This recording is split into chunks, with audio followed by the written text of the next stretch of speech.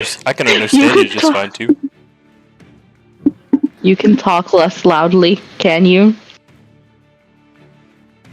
Yeah, we're gonna have to ask you to just have to ask you to quiet down there, sir. You're being a little loud and rambunctious.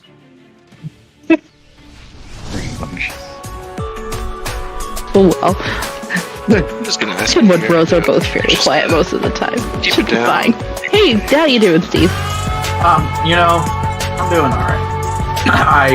I went to go get dinner and I got stuck in traffic, so I was late in getting back because I don't know. I guess just people don't know how to drive. So. Got it.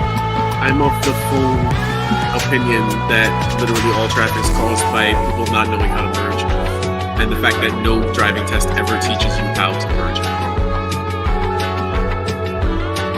Yeah, that's true. That's a trial by error kind of thing, isn't it? It's such a simple thing. It's just you just signal, head check your mirror, merge. If there's someone there, don't merge. If there's someone coming, don't merge. Wait till you have the right of way. No one knows those things is the problem. Well, the other thing is that no one will let you merge. You're just supposed to merge, letting every car that is beside you go Zipper. one car in front of you. Yep. Yeah. Zipper. Yep. No one knows how to do that, and no one wants to. Everyone wants to be first, and so they lock people out, and then the merge lane gets packed because no one can merge until some nice person lets people in. Well, hold on. Now, there's some circumstances here, though. Because if I see a car just zoom by me on the right, totally ignoring the fact that it's a merge situation, I will lock arms with the cars in front of me and not let that fucker in. Spiteful driving. Yeah, I do that too, though. Mm-hmm. Feeling of solidarity with the other drivers. You mean like during construction, like merging kind of thing? Yeah. The problem Oh is, my god, yeah. Yeah, like if they're literally driving on the shoulder. the problem is driving on the shoulder. will let You shall them not in. pass. Someone does. will. I know. It's a weak link. No. Malcolm, you've got it spot on because the zipper pattern and merging is 100% the core issue, and it's just that there can't be Mother Teresa's letting 15 people in front of them, and there also can't be, 5 people going in front of that one guy at the same time. It's just not. It's that game theory. Where like no one has an incentive to cooperate because everyone's trying to get the most for themselves, and as a result, nobody gets anything. It's both sides. It's not just the people who lock the merge lane out. It's the people who are trying to all get in the furthest up they can, rather than just getting in. Animals. Everyone in the merge lane is trying to go all the way to the end of the merge lane to merge. That's not how it works. Yeah. Well, the next time I'm in traffic, I'm just gonna put my head out the window like Ace Ventura and just scream, "Zipper pattern! Zipper pattern! Zipper pattern!" I live in Chicago. I'm not gonna do that.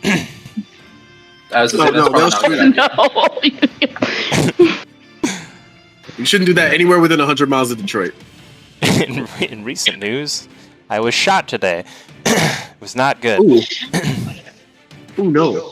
We're gonna stay away from that. Shot with what? Oh no, I'm just. No, after you was shot in zipper pattern. Yeah, if I'm don't shout things in traffic. They tell you there's signs on the highway. Don't do that in Texas either. Everybody's got a gun down here too. They tell you they're like people shoot people. Don't have road rage. Carrying a gat. Just drive to work and drive home. I just like to run people off the road. That's all I'm doing. I like it. Yeah. Me too. It's not a bad thing. I do think that part of the driving test in every state should be merging, and they should teach a merge philosophy. The thing is that I revenge tailgate. You're underestimating the nervous Nellies too. Oh no. The nervous when do I? Yeah. Just merge. Yeah, that's the biggest. That's the biggest contributor to traffic. Oh my god! People who don't have insurance, they're like, I can't get into an accident, so let me merge as slowly as possible. My girlfriend's a nervous Nelly when it comes to merging. I love her, but oh my god. I would encourage her by every time she merges, just shout at the top of your lungs, "Whoa, Nelly!" See if that helps. Oh no. I will do that next time, and I'll let you know how it goes. And when I'm sleeping on the couch, I will find you. You can sleep Just on my make sure couch. you tell her that it was Gan's fault. Yeah. Let me go. I'm ready to start. Let me go and get my my mouse because trying to do this with my trackpad is not conducive to anything. No, it's the worst. It's the worst. Trackpad Tailspire is dumpster land. It's no good. That is difficulty mode extreme. Oh, it's too much rain.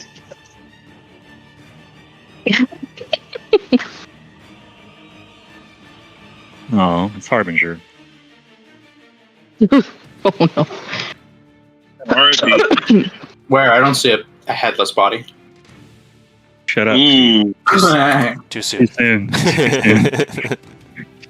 Oh, come on. It's been like 5 minutes in game time. You know, Didn't bring a mouse? Oh. Asmodeus just wanted to strike. Oh. Okay. You know. Yeah. Yeah, he just wanted to try to get ahead. Cody. I knew that was coming, actually. I didn't know that was coming. I knew that. I was prepared for it, so it didn't hurt me. I thought he lost his head for a moment there. Yeah. No, that was better. Harbinger. That was better. It was good. Good. Well, good job. Harbinger lost his head, and that let Asmodeus get ahead. he left as, he came as he left. I don't know. Came as he left. Dead. I don't know. No. Can't all be winners. Sorry. That doesn't make sense, what you just said. You know, No. at least he didn't have his They head. can't all be like winners. He didn't have his head what? Cut open. Of course, then he would have been left open-minded, but still. See, and now I feel better because now it's back on Cody. Yeah, you're right. Cody is the bad guy in this situation. You're right. I like that. Cody is always one to My slate is quite clean. He is always one to re-seize the bad joke initiative. Oh yeah, I'm back. Just rep that. He feels the pressure. He's like, oh man.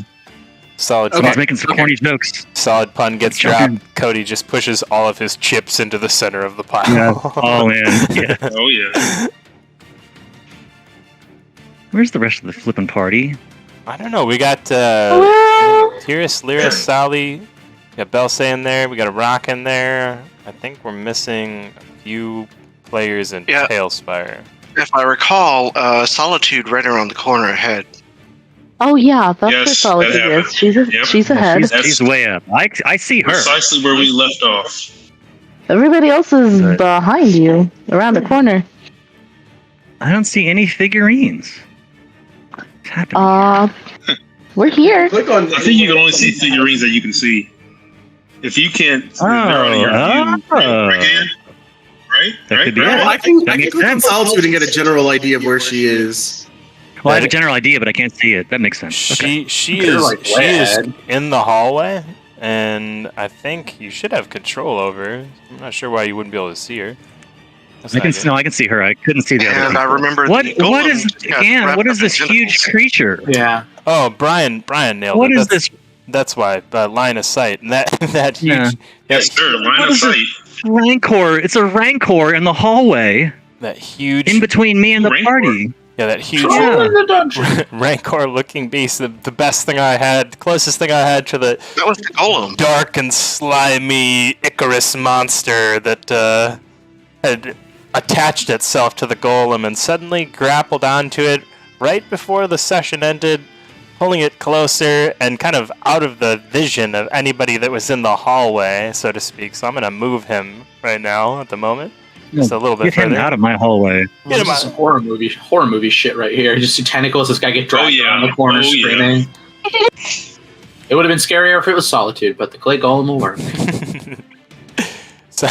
Solitude would be a great horror movie, feminine, female. For the record, Sally zipped around that corner too fast for me to even get her, but had I seen her mini there, oh, believe me, it would have been her. I would have been jacked by this dude. Now I went so fast. She's just like the Flash, amiably flying on her broom after it had been a little bit damaged too, so she's probably like heavily focused on that and making sure she's flying straight. But anyway, the monster has now grappled the clay golem. Right as you guys resume the session here, he is gonna slam the clay golem onto the ground, lift him up in the air, and just smash him onto the ground. So let's go ahead and start initiative.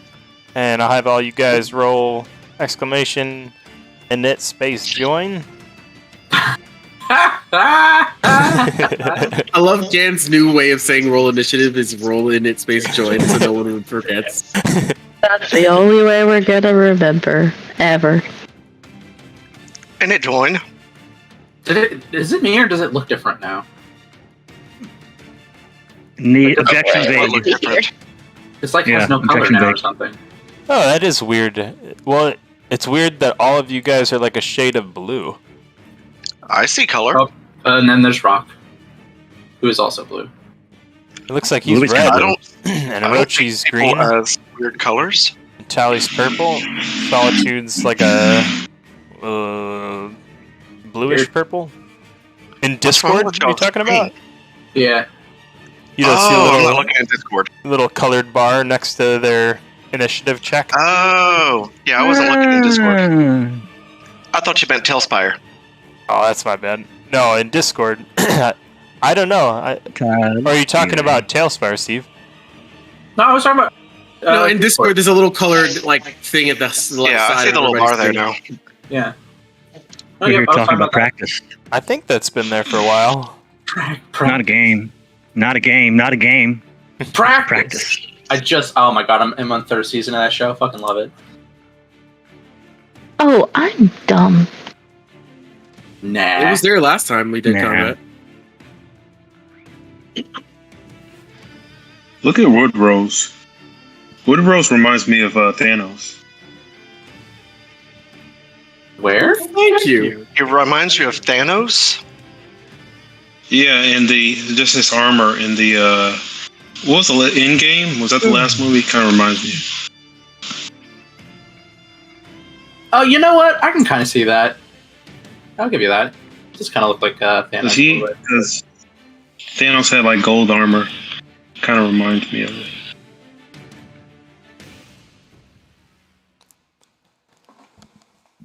Yeah, but Thanos didn't play. Well, at least we don't know. Thanos didn't play the steel drum the way Woodrose does. Yeah, we don't know that. No, we don't know that. No, he didn't. Even if he did, the funny thing, Woodrose does it better. Hell yeah. The funny thing was how serious that conversation was, and then drums started playing. Oh, that was funny. I greatly appreciated that. A little touch of levity is always welcome, I find. Alright, so that is a 23 to hit on the clay golem, and that's 30 damage coming the clay golem's way. Oh, ooh, Wow. ow. And from what I can tell, those rolls were like pretty average, so holy shit. Grappled and restrained are the two conditions that he holds right now, and he's currently just being enveloped by all these Icarus tendrils wrapping themselves around the clay golem. Oh, no, that's not okay. Jeez. Okay. All right. Well, the golem's almost dead. Okay. Seriously, I'm gonna do something about that right now. How long would it have been between like the last combat and this one, I guess? Not long at all. We Has it been a finished and we minute? moved on. Yeah. Not long at all. Well, my curiosity was, would minute-long effects have fallen, or... Oh. Yeah, that's what I thought you were asking. I would assume so, right? That's what I'm asking again. A minute long Dungeon effect, Master's I would fault. say probably passed within the time you guys had some brief conversations with Asmodeus, the party in general, going upstairs to look for Tyrus' equipment. I'm talking from the previous combat with the lava fiend thing. Lava Fiend, gotcha. Well, in that case, I would say yes, those should still be up. Okay, okay. Keeping track. You guys literally just basically finished that, walked around the corner, as Kyrus was saying. Okay. So the golem's gonna go ahead and go. Restrained and grappled and everything. It's gonna just smack this thing right back. I don't think it's gonna hit for 30 damage, but you know. That is definitely gonna hit. And it gets to do it again. Dirty 20.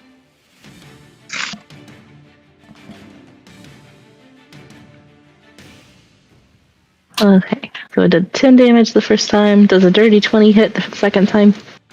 It's also called Avant Style. 20 is also going to hit. Avant Style. Alright, there's another 15 bludgeoning damage. And for the moment, let's see.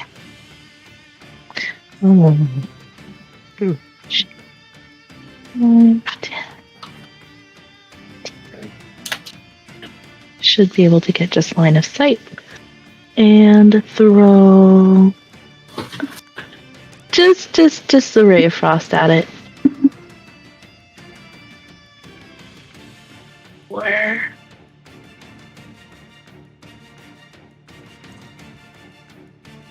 And cold damage. And she'll back up one. And that is yours. Unlike the other two attacks, when the Ray of Frost hits the beast in front of you, it doesn't seem to react like it did to the slam itself, as well as... Makes sense. Does it?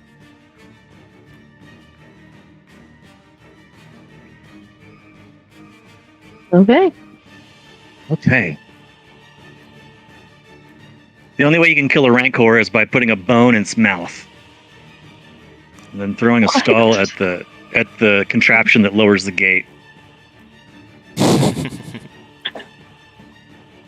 I start looking for a skull. You also need a Jedi. Yeah. That should be Orochi, I believe. All right. Okay, let's see. So he's gonna just gonna mosey. He's gonna peek around the corner.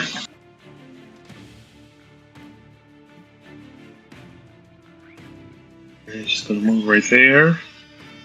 And he's just gonna EB. Alright. Number 1.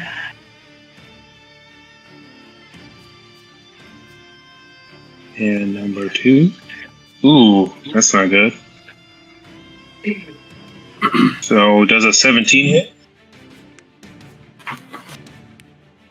Is going to miss.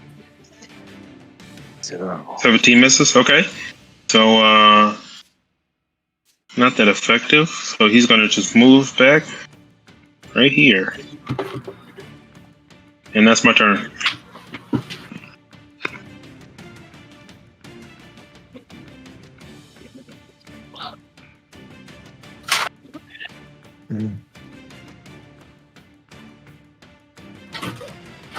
Alright, that should be Lyra up.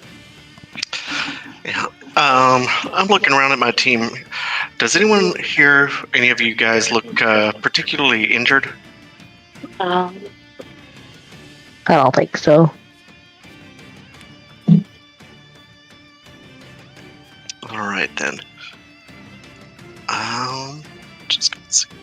That's pretty much all my movement to get up there.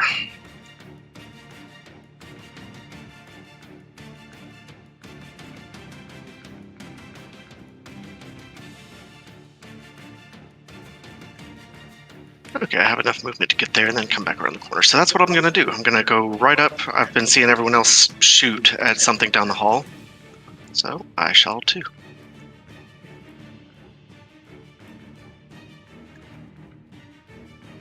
see this ugly thing, and yeah. Oh heck no! Firebolt that thing.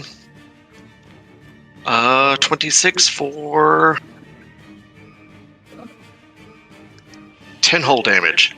I have just enough to back up like 5 feet. And that's it for me.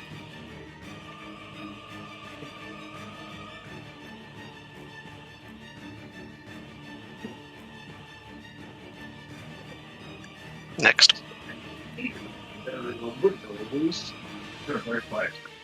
I'm very quiet because I'm not pushing the talk. Woodrose, not really seeing what's going on yet. We'll creep up the hallway to take a look. See.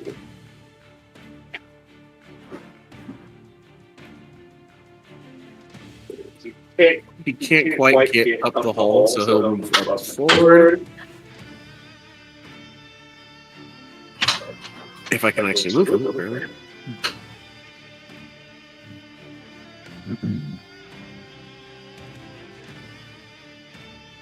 I cannot move Woodrose.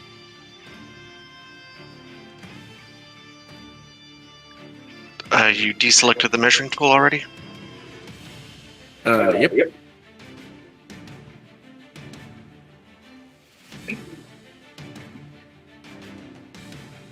Oh, I was going to try to move Woodrose. That's my fault. Where'd he go? Oh, there. Oh, back down here. Oh, God.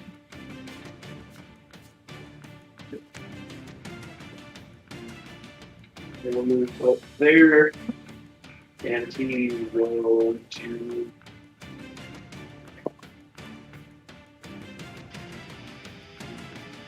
I'll cast guidance on Orochi. Ability check. Can I see around that corner? Yeah, if you're standing like behind Lyra, over Lyra's shoulder, you could definitely kind of glance over her shoulder and see around the corner. Alright, we're gonna do... We're gonna put right behind this guy a flaming spear.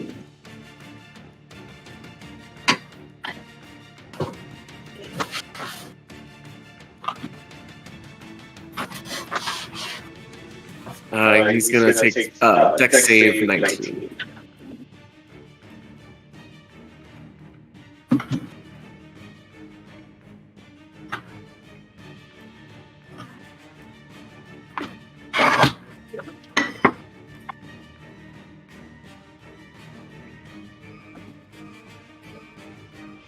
That's a 15 from him. He takes some fire damage here. 8 fire. Sorry, I accidentally rolled enhanced ability, not flaming spear, but it's the same 2d6. All right.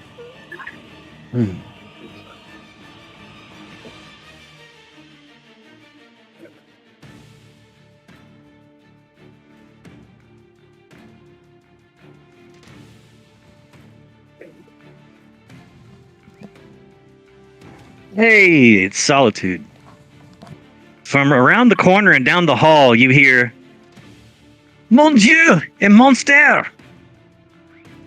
And then she will fire an Eldritch Blast at it from behind. Oops, hold on. Roll.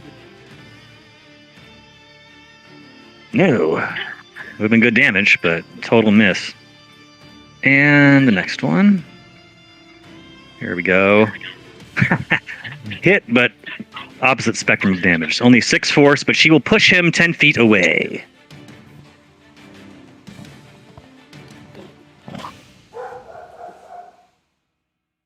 And then she will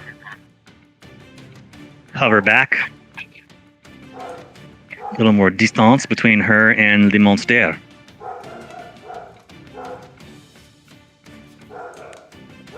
And that's Solitude. Take that, nasty beast.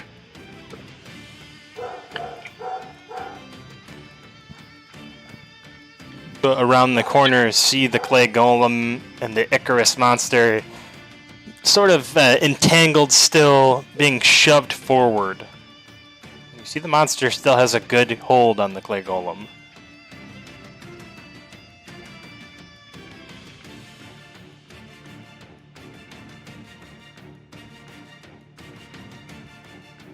And thank you, Madame Solitude.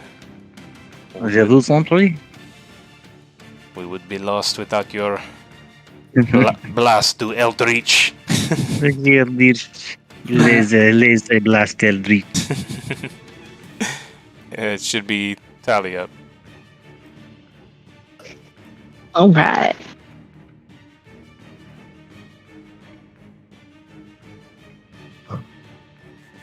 Ollie is way far back.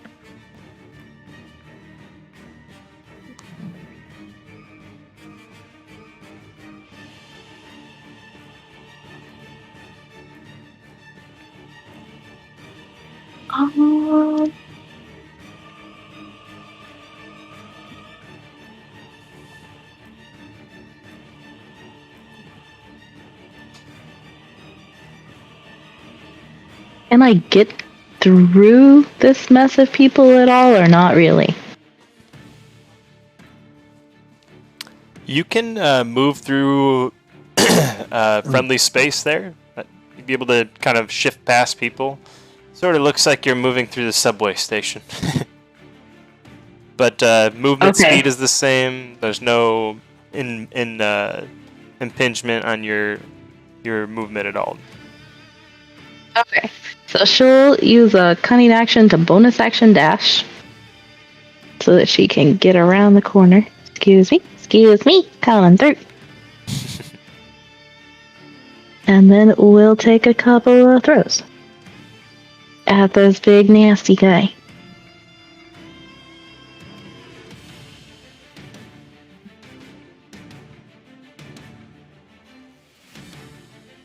Ooh, don't think a 14's gonna hit. 14's gonna miss. That's better.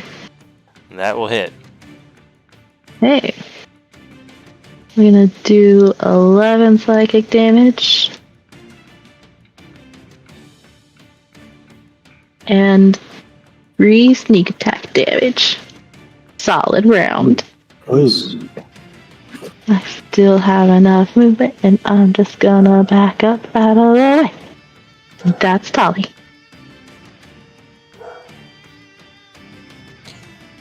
Thank you, Tali, and that should be Rock up.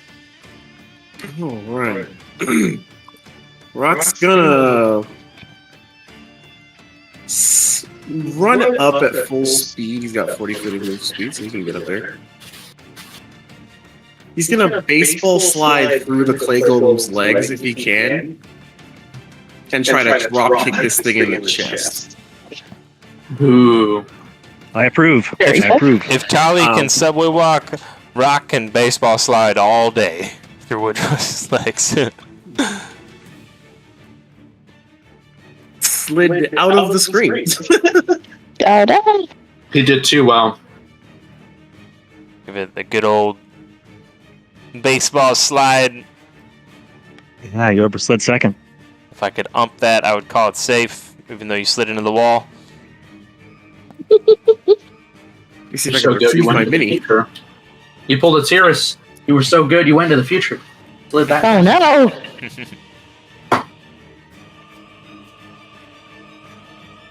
Mini retrieved. So we're going to make a sliding swing with our flame tongue.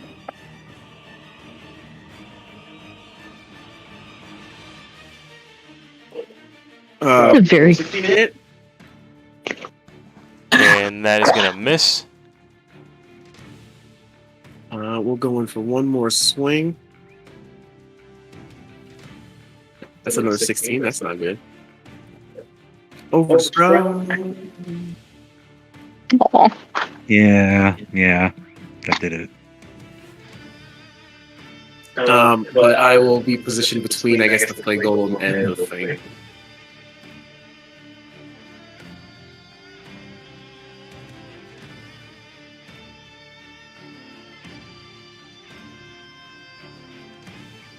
I don't have my access so I can't try again. So that's gonna be. All right. Thank you, Mr. Rocktaran. That should be Belsay up. Oh boy. There is a lot of people in there. Am I gonna make it?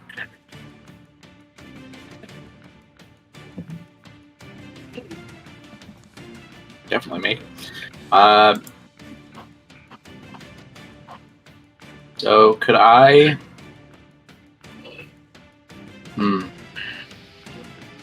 I don't remember. You can wiggle through enemy spots, right? Can you? Enemy spots is a little bit different. So in order to pass through an enemy spot, you're going to be taking an attack of opportunity.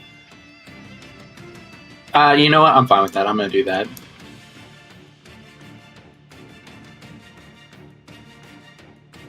Shoot, I actually can't do that. I can move 10 to 40 feet, and I can only get basically right next to rock, which there's no room in there. So and actually, I think this guy's huge too. So you're a medium-sized character. You technically, like you're small enough to where you can pass unnoticed by him. I can't. There would be enough room in the hallway if they're huge for you to stand next to Rock, where Rock is standing. He would be in the middle of the 9-foot wide space, and then you could be to his left or right. Rock's basically in the danger zone right now. If he had to take a leak. So I could, in theory, stand next to Rock then?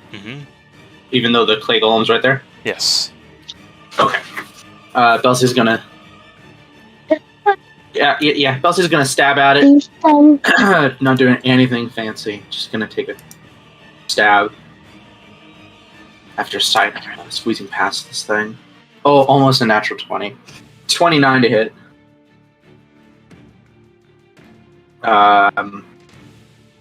Is this thing a... what is this thing called? I don't Undead or think I know fiend? what that is. Oh.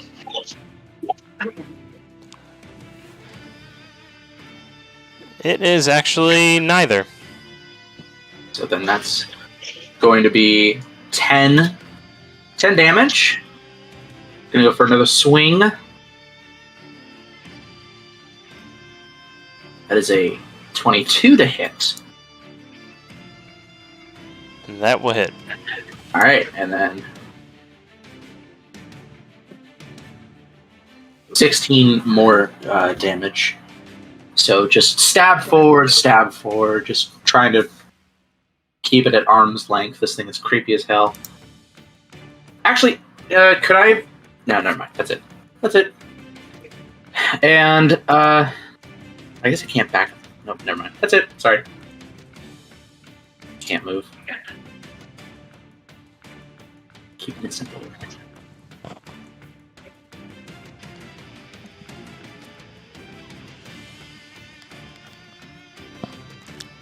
So far, the massive beast, terrifying tendrils extending from all sides of it now, shows no signs of deterrence or fear, faced with several combatants in front of it. And with the clay golem wrapped firmly in its grasp, he is going to once again slam the clay golem for 24 bludgeoning damage. Hot dog. And that will destroy it. Bits of clay crumble about its feet. It looks around at the lot of you.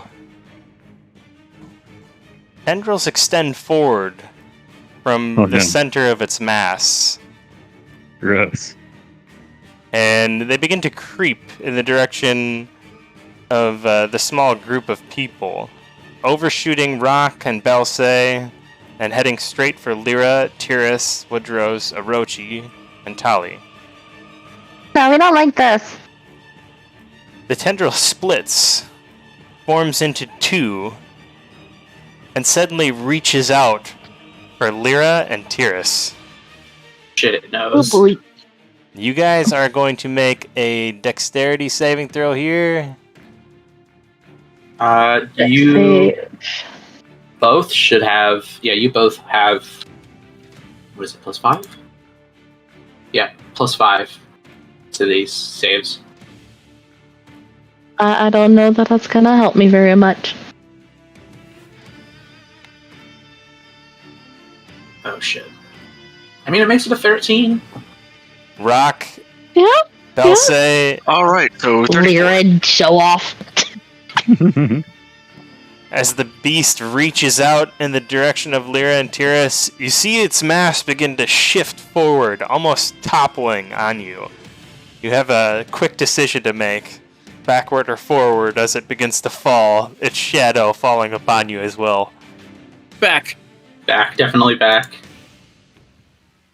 Are we actually moving our minis, or? Yeah, you guys can move them as far back as you want, as far back as you would have for one turn's worth of movement space, as far as I'm concerned.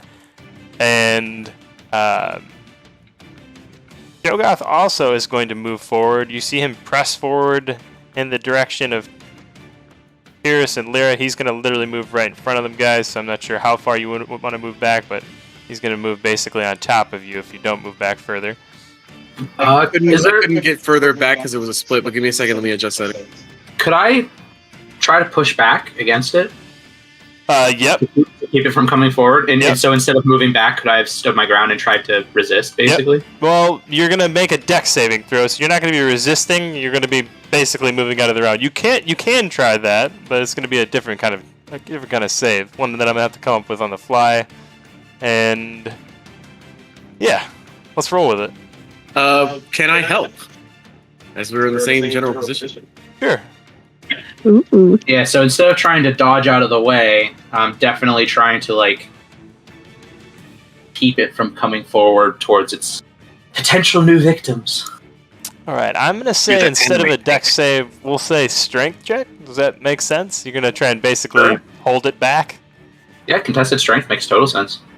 I think it's going to be a contested strength check. It's just going to be a strength check. Natural 20 for a 26. And 12 to help?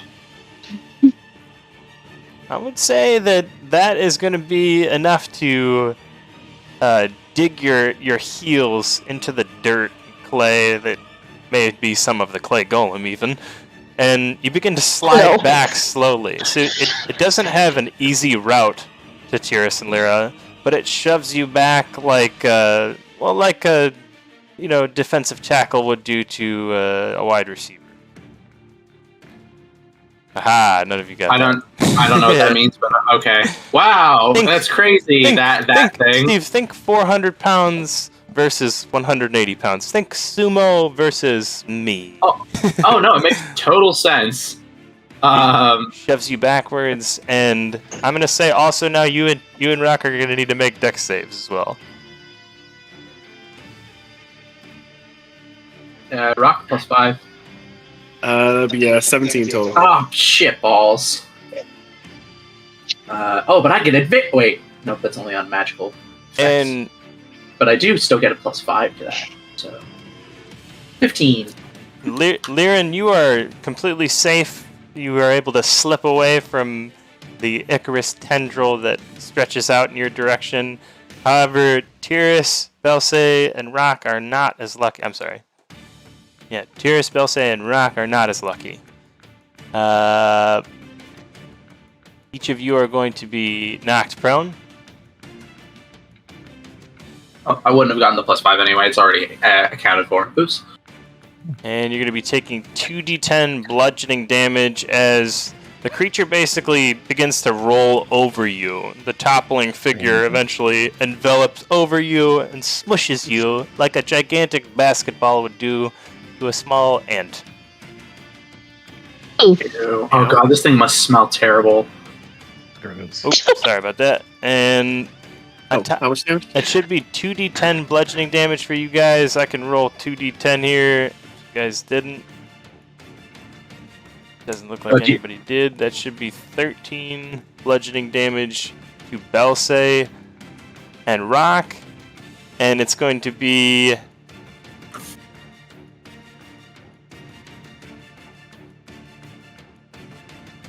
Didn't want to rob you of the chance to hurt us.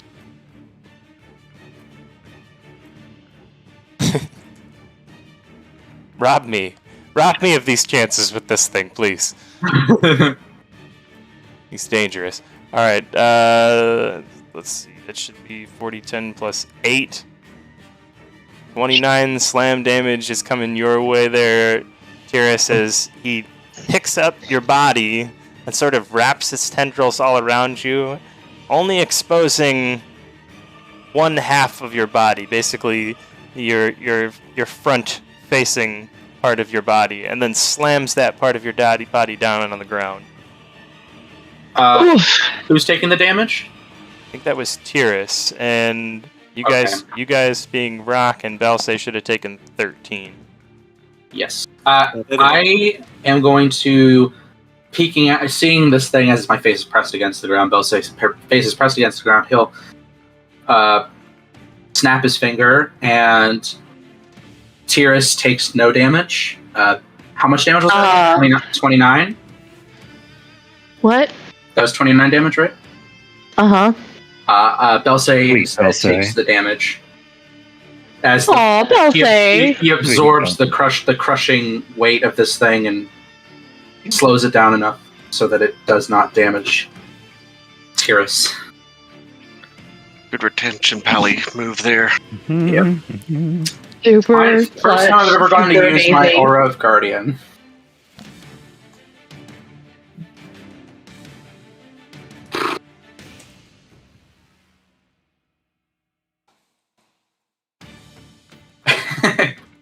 Wow.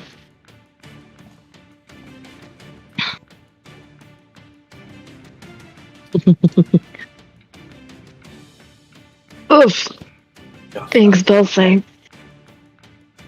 So, Belsay and Rock are trapped under this thing. As well as me. Right? The three of us are kind of trapped under it.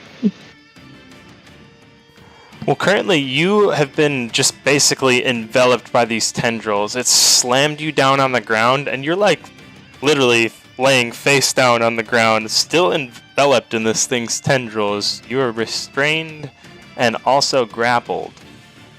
They are just smushed. So currently they're a whole bunch of things. They're restrained, grappled. I think they're one other status as well. I'll have to pull that up though real quick. You said this thing is huge size? You are also prone. You're prone, strained, and grappled. All three of you. And this is huge-sized monster. Yes. This is a good spot for this thing to fight us. Okay. So, Tyrus is not happy where she is. Let's do a thing. Let's Starlight Step, which is essentially Misty Step, but not a spell. Bonus action and come over here and just be like, nah, that's gross. That's gross. We don't like it. We don't like it. No doubt there. You just hear Belsay yell from underneath, kind of muffled. Good for you, Tyrus! I have no idea what you said. That's amazing. I just said good for you, Tyrus. I heard Tyrus. That was it. Oh my goodness. And just barely being able to see Belsay. So go, I imagine you don't really want to be there either. And she will vortex warp you right on the other side of this monster, in between the monster and herself. Wow. That's a tide turner. Very helpful. Still on the ground, but I'll take it. I'm sure Rock's fine. Oh yeah, he's a tough one. He's a rock. They're hard to smush. Oh, hey, Tyrus. Oh, hi.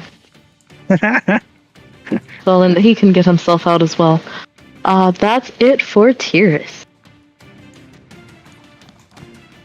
Quite a tide turner, I would say. That is Orochi up. Oh, I thought I was next. All right, so Next, sorry. Orochi's gonna take the Cursed Blade side of his Naginata. He's gonna swing at the open air, and a slash is gonna appear on the monster, causing a hex on the monster. And I want to do strength as the ability check to effect. And he's going to follow up with 2 more Eldritch Blast.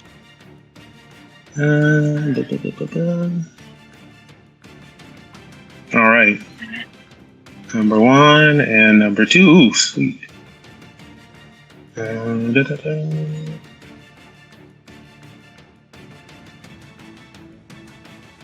So that's for 8 force damage and another 4 force damage. Let me roll the...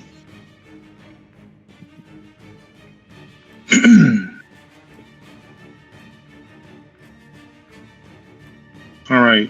And 12 necrotic damage on top of that. So 24 total damage. And he's going to back up after that. Oops, This is carnage. I gotta get a picture. I gotta screenshot this. This is He's going to back up after that. And that's my turn.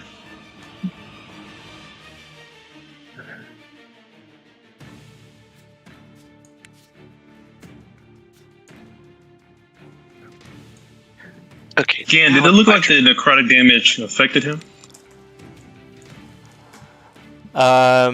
It did, and thank you for asking that question, because I was just about to say, and it's just completely slipped my mind in the midst of a second.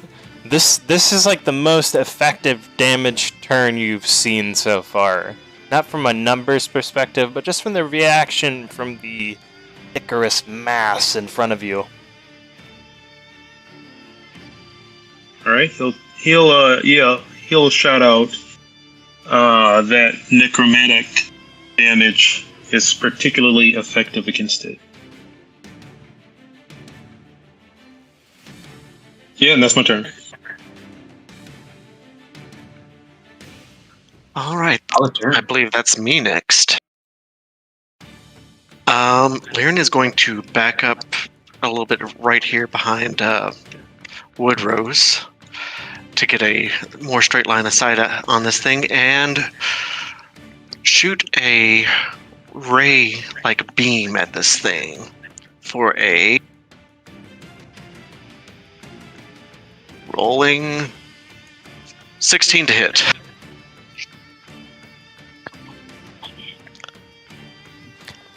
That is going to miss.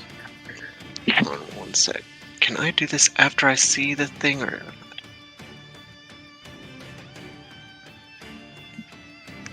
If I fail a saving throw or miss with an attack roll, I can... Okay, cool. I will use Favored by the Gods to add 2d4 to that.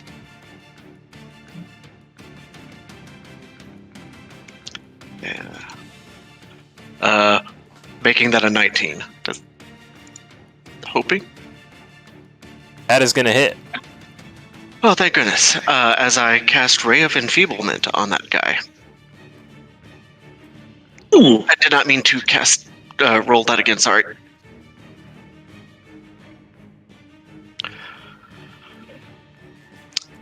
Alright, and then I'm going to back the heck up.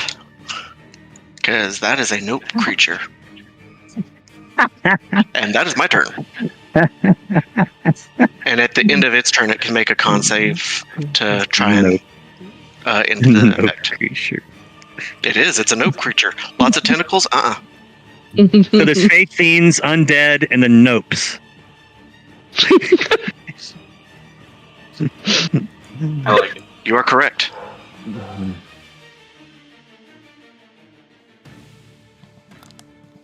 Woodrose My knight in shining armor. Since his particular choice of spell was probably not good, there is now a flaming spear sitting in the hallway behind Tiris and Dulce. He'll just cast Thorn Whip with this thing. Also very thoughtful. For 17 hit. That is gonna miss. And then his little bird pal will attempt to shoot it for probably miss. I have been doing this the whole fucking time. Oh, I'm so dumb. And I'm not muted. Oops. Bird pal for 7 misses.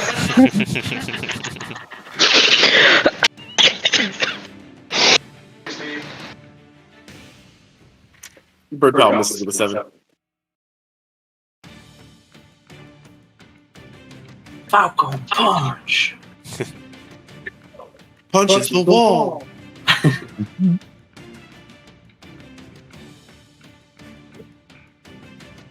Yeah, note to self, I need to stay within 10 feet of you guys more often because I could have been taking your damage for you. I guess as much as I want. There's no limit to how many times I can do it. I'm just dumb and didn't realize that. It's okay, buddy. Oops. Know your character, bro. Yeah, shit.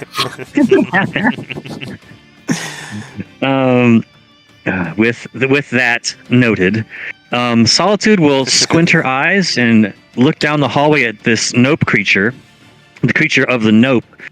Does the nope creature look? Does the nope creature look wounded? Does the nope creature look totally fine? Like, how beat up can she assess this creature is?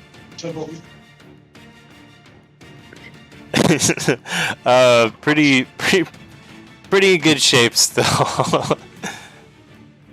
Yeah, so agreed. So Solitude is going to nope the nope creature. And she snaps her fingers, does a little not in my place, and it says adieu, monsieur, and casts banishment on it. Ooh! Yeah. Oh shit. Ooh. Yeah! Fuck you, dude. I mean, how you again, the monster. That's a charisma 18 save. Ooh, charisma. All right. Well, we can roll with this.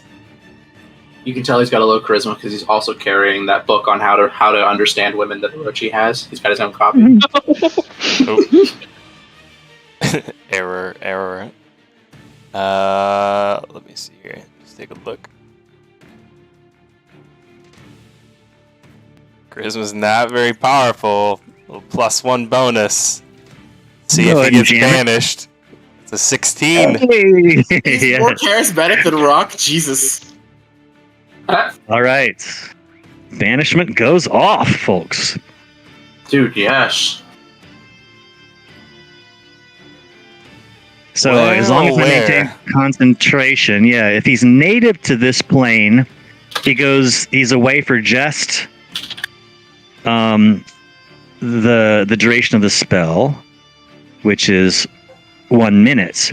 If he is not native to the plane, then as long as I maintain concentration the whole time, he remains banished. Not knowing the answer to that, Solitude will hit the gas on her broom of flying and whoosh up whoosh, as close as she can get to the group. This creature is native to this plane.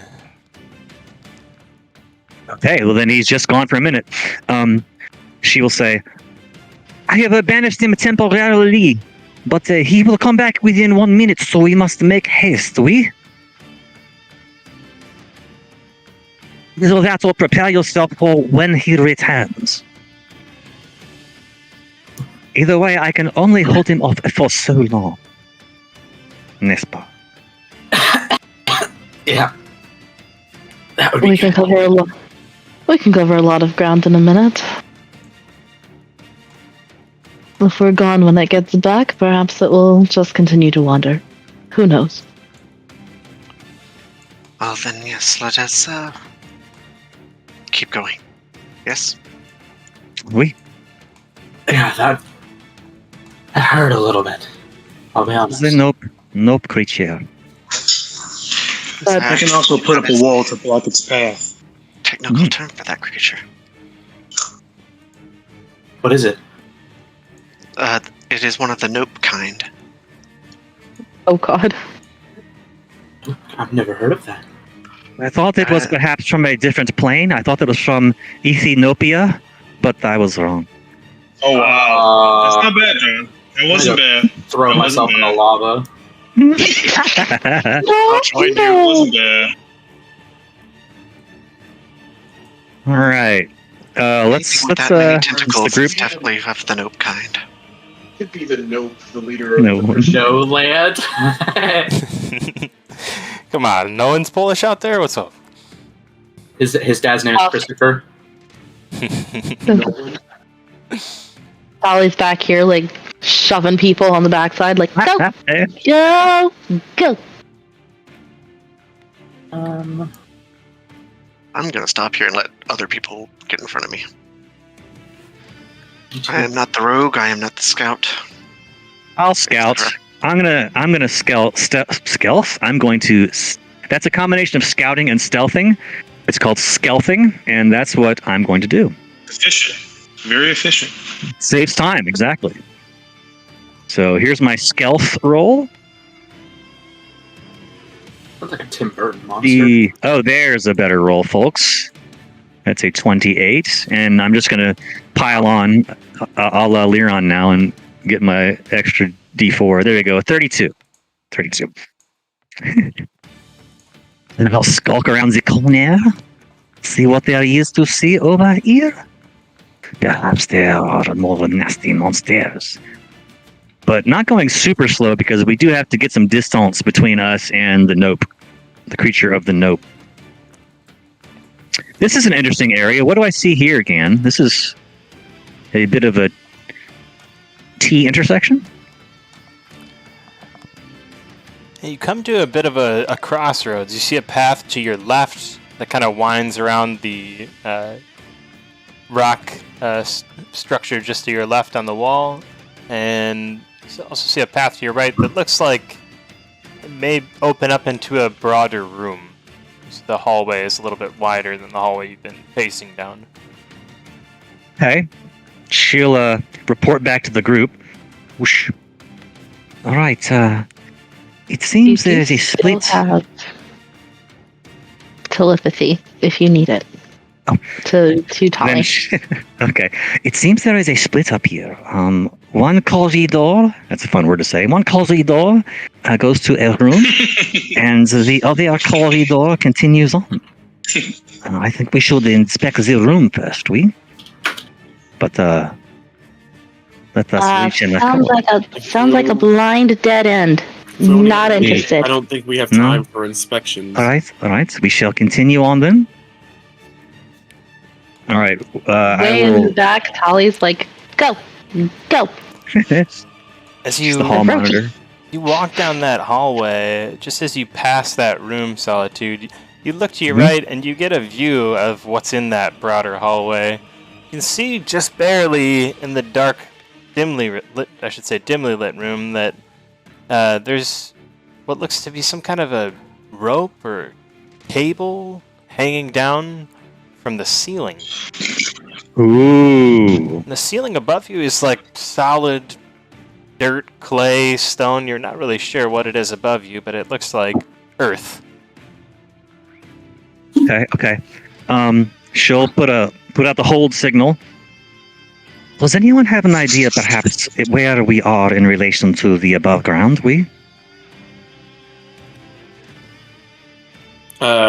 She'll try like Woodrow's might based on Woodrow's his probably good at it, yeah. calculations. Could he try to figure it out? Yeah, Woodrow's roll like a survival check for a step count. Left, right, forward, back. We should be approximately A latitude, B longitude. Double twos, 22. Nice. He's also got navigator's tools as part of his various tool set. Pulls out a map, starts using a compass. Mm-hmm. You know that when you step down that staircase, where the massive beast that was just banished had first grabbed the clay golem and wrenched him down the hallway, that when you began to head down that staircase, you were headed in the correct direction of the building that houses the Demon Glass Temple, the tallest and largest building of Ashkatala. You know for sure that you're headed in the right direction, at least, true north, south, east, west. You're headed straight for it. Do you think we need to continue on, or are we like right underneath it? Because there's a rope right over here, and perhaps it leads up to the temple? I do not know, though. I defer to your... You have some tools there in your hand, and they appear to be authoritative, so I will defer. Based on that 22, would I know how close we are to the building? Like, are we underneath it, or like outside of it? I wouldn't say you know how close you are to the building, but I'd say you have a good, guess that you're headed in the proper direction. Being that it would be extremely difficult to make those checks without having some kind of, preconceived plan of coursing out your steps or planning out your steps, I would say it would be pretty difficult to do. So your knowledge under here would be limited to your best guess after moving through the tunnels and then making a educated guess on where you're at in them. Nearly getting flattened. There's a fracas. I would venture to guess that we are not yet underneath the location which you seek, Madame Sullivan. Oui, merci. I do not believe that this rope would be an adequate form of access for multiple people. I remember there was one big building between the council hall and where we were going, right? So that makes sense. No, the only building between the council hall and the building I believe you were seeking was the bell tower.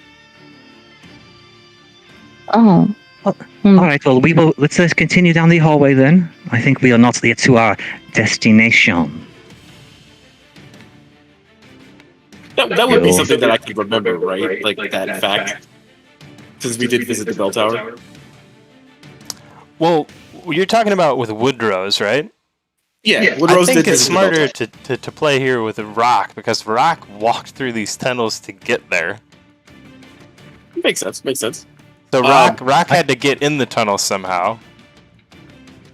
As far as I'm aware, when I arrived, I did not pass that rope. At least I didn't go down it, as far as I'm aware. But would I know that? I wouldn't know that.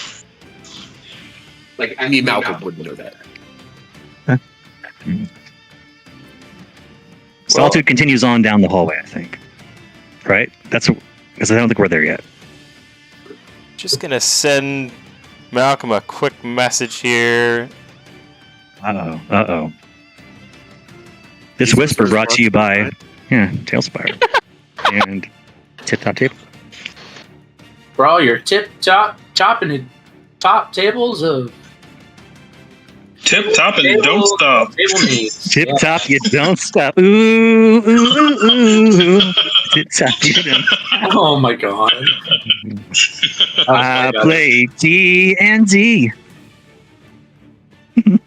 Dynamite! Is that a little Color Me Bad? There's a little Color Me Bad reference there. Hell yeah. D&D. Dynamite. D&D. I'd like to call up the level of... Look at the level of detail on the floor. I love it. I love everything about it.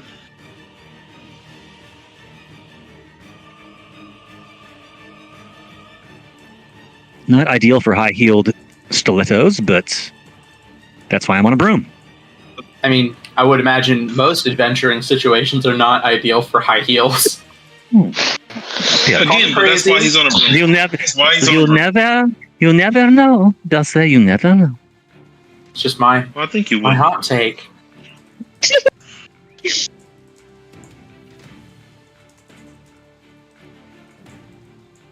Serious. You think you would know? I think your feet would know if it was good for adventuring. High heels. I think you would know. That's pretty rude. Dulce has hooves, so Yeah, way to you go. wouldn't know. Yeah, wow. Way to go, point out Orochi.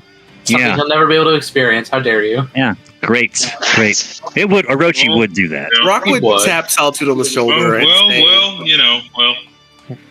Rock would Oui, tap Michel, Solitude. Oui. That trap, I believe that rope leads up to a trap door through which Blue and I entered. Probably not the building we want. Oh, Merci perfectement. It is good to have you back, Michel Rock, and I see that our little friend is no longer with us, we? Hey, Shadow of the Dan? Gum. He has taken his leave. I hope it was not experience traumatic for you. Are you feeling better now? Rock sort of gives Solitude a look that looks like he wants to say something, but he sort of clamps down on it and he says, "No. Dramatic it wasn't." Well, that is good. But I will go down the hallway. I look forward to hearing the whole story later. Orochi's gonna turn around. Is Future Tears anywhere around? Yeah, where is that lady? Where is that? And Bluey, are they around? I wanted to say that he wants to keep an eye Yeah, on the her sexual tension has been kind of intense between those two, and now they're just not around. Mm-hmm. Future Cheerius and Bluey are at the back of the group. Holding hands, no Okay. doubt. Orochi wants to slink back and keep an eye on her also. I just want to mention that. Sorry to interrupt. I just wanted to say that. He wants to keep an eye on her also. Oh, you're all good. No worries. But Bluey is Probably definitely is taking up. right there with you. Yep, Bluey is definitely taking up the back of the pack, and Future Tears is right there in front of him. What have we here, Monsieur Dungeon Master? It appears to be a dead end of their sorts. Oh no, there is a small hallway continuing on. Okay. She'll wait for the group to catch up and then scuttle up this little crevice here.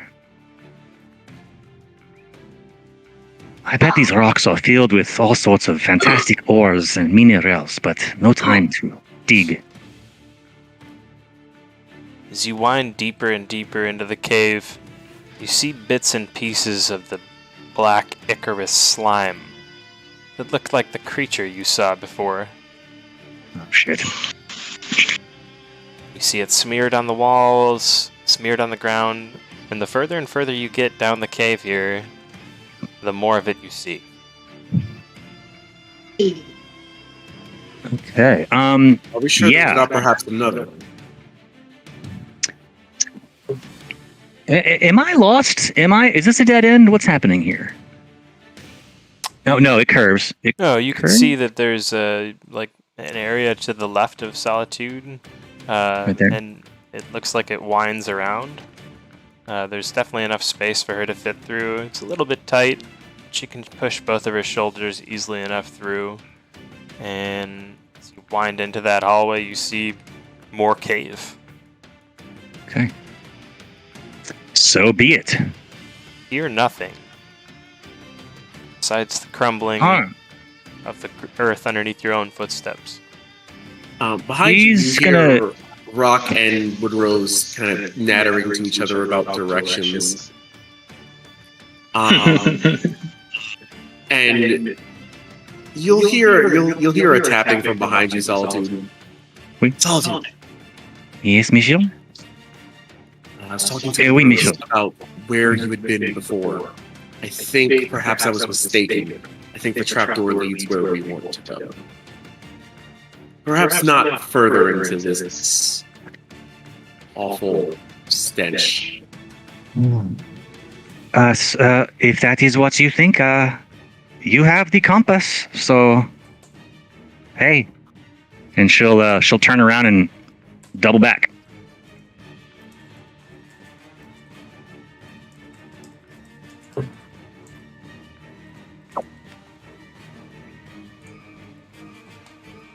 and return. We'll get everyone going back to the room. I'm just gonna Silver Surfer my way. Silver Surfer my way to there.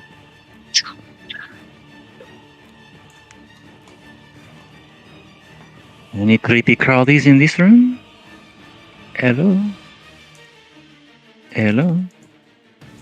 Alright, we'll just glide on in here and see what's up. Right, I'm on push to talk. Sorry.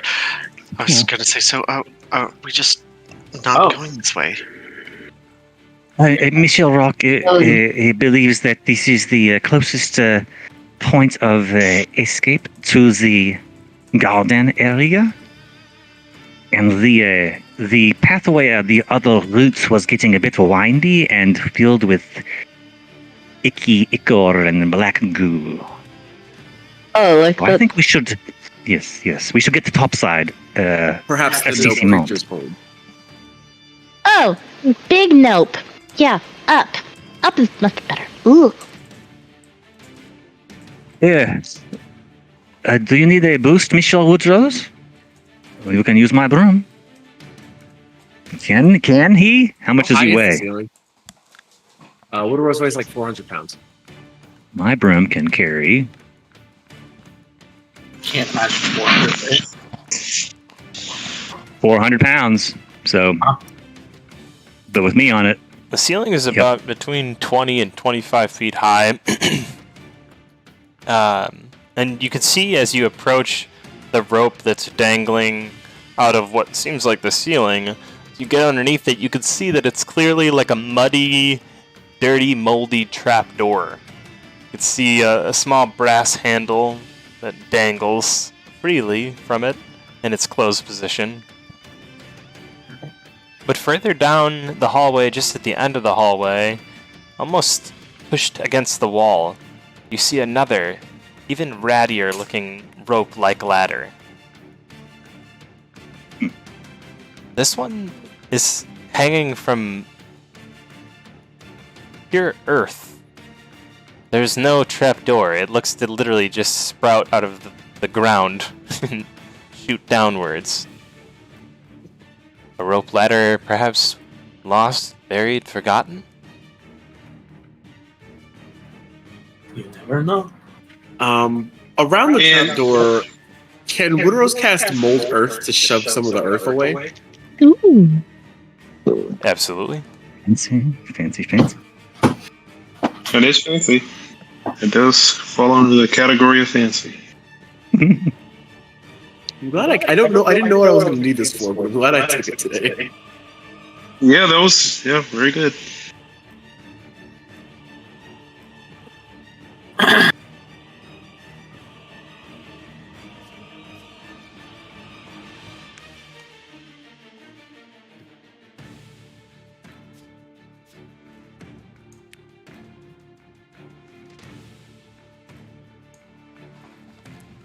You shift a massive cube of dirt out of the way, and you see that you break open,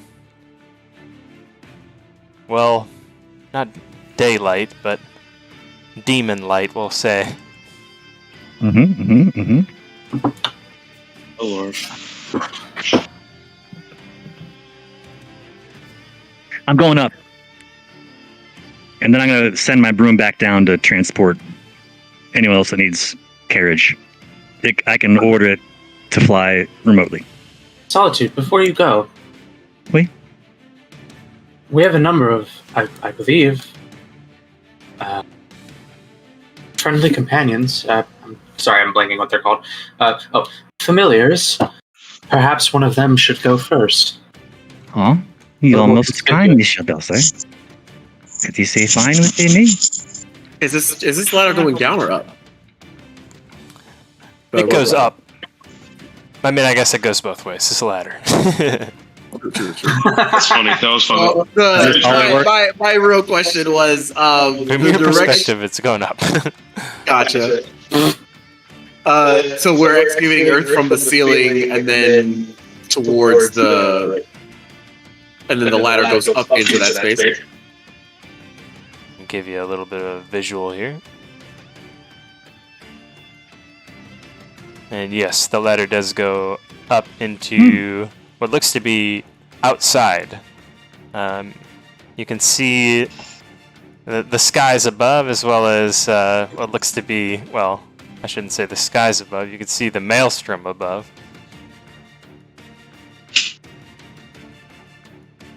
But it looks to be the quote-unquote outside world. Check it out, Recon. She stares at the storm and goes, "There has to be a tunnel underneath." Woodrose will send the hawk up. Eustace. And tell it to report back what it finds.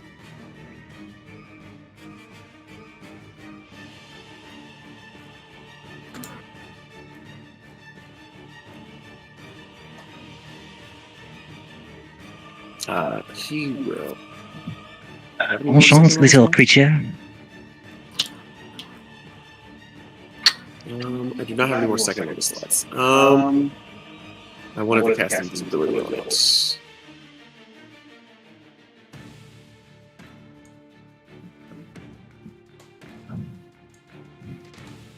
Does Rock have invisibility? No. Oh, what do you need there, Rika? I was hoping to make Eustace invisible so that he could scout a little more freely. Why didn't you just ask?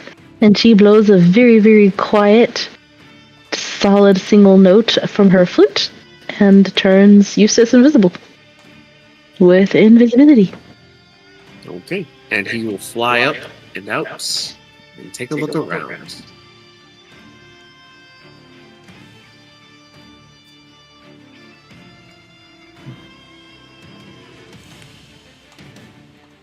What does Eustace gather, Dungeon Master? Dungeon Master loading. Beep boop boop boop. Beep boop. I am a Dungeon Master.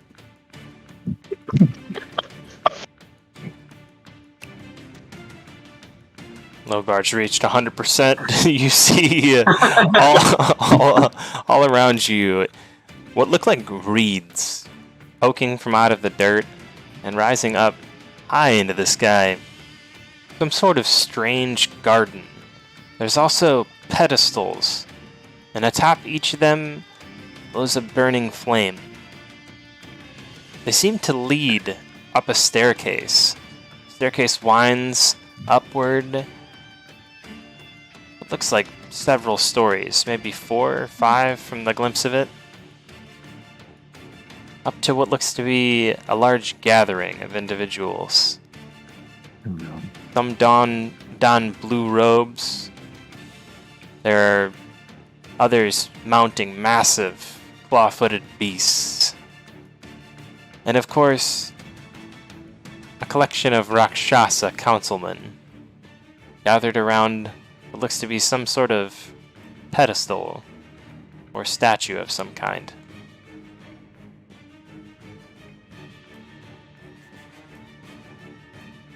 I'm sorry, platform of some kind. My brain was only 98% loaded. Apparently. Not a problem. Not a problem. We missed one.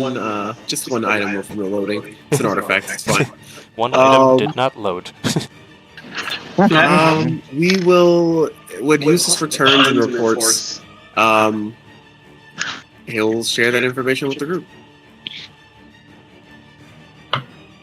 Right, that is awful news.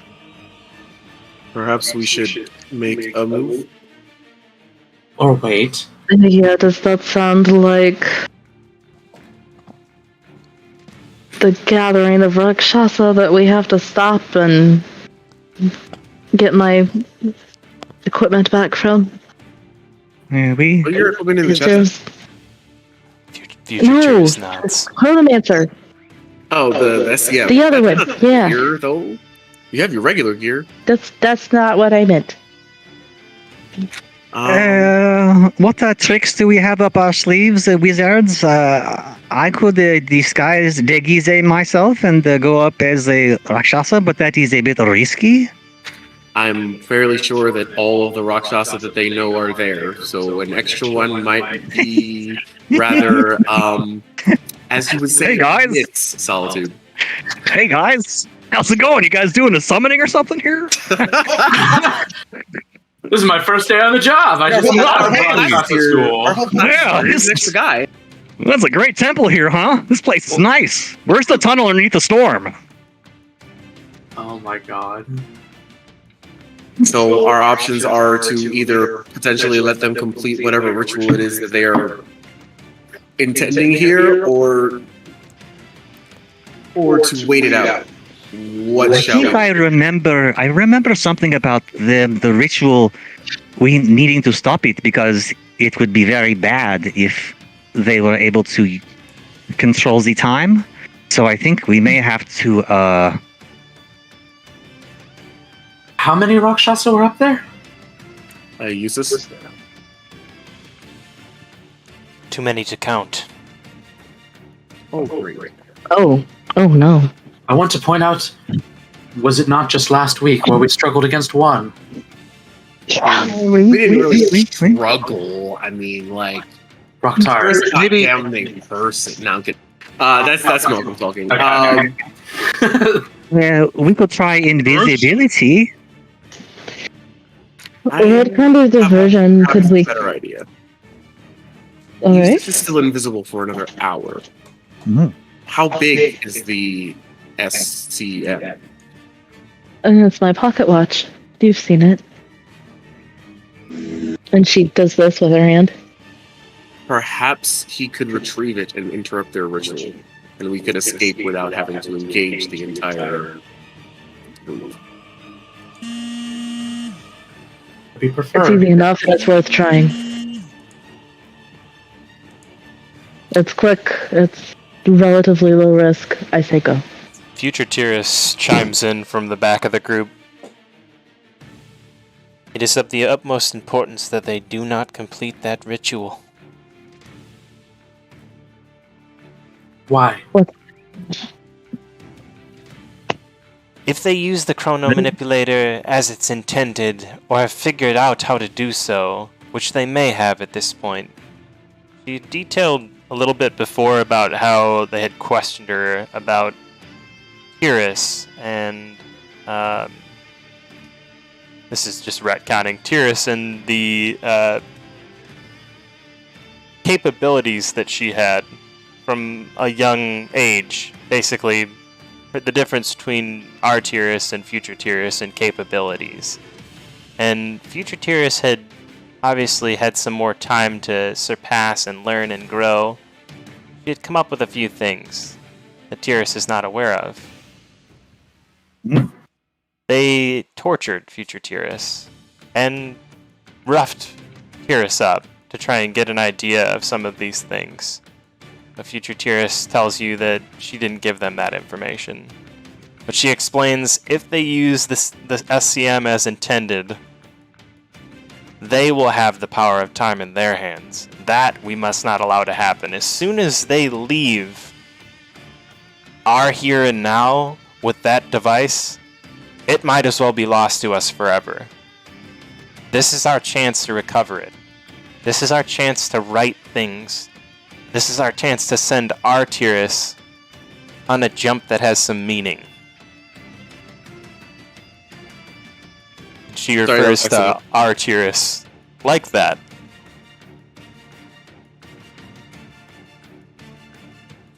Oh, do I believe her, or is she spinning a yarn?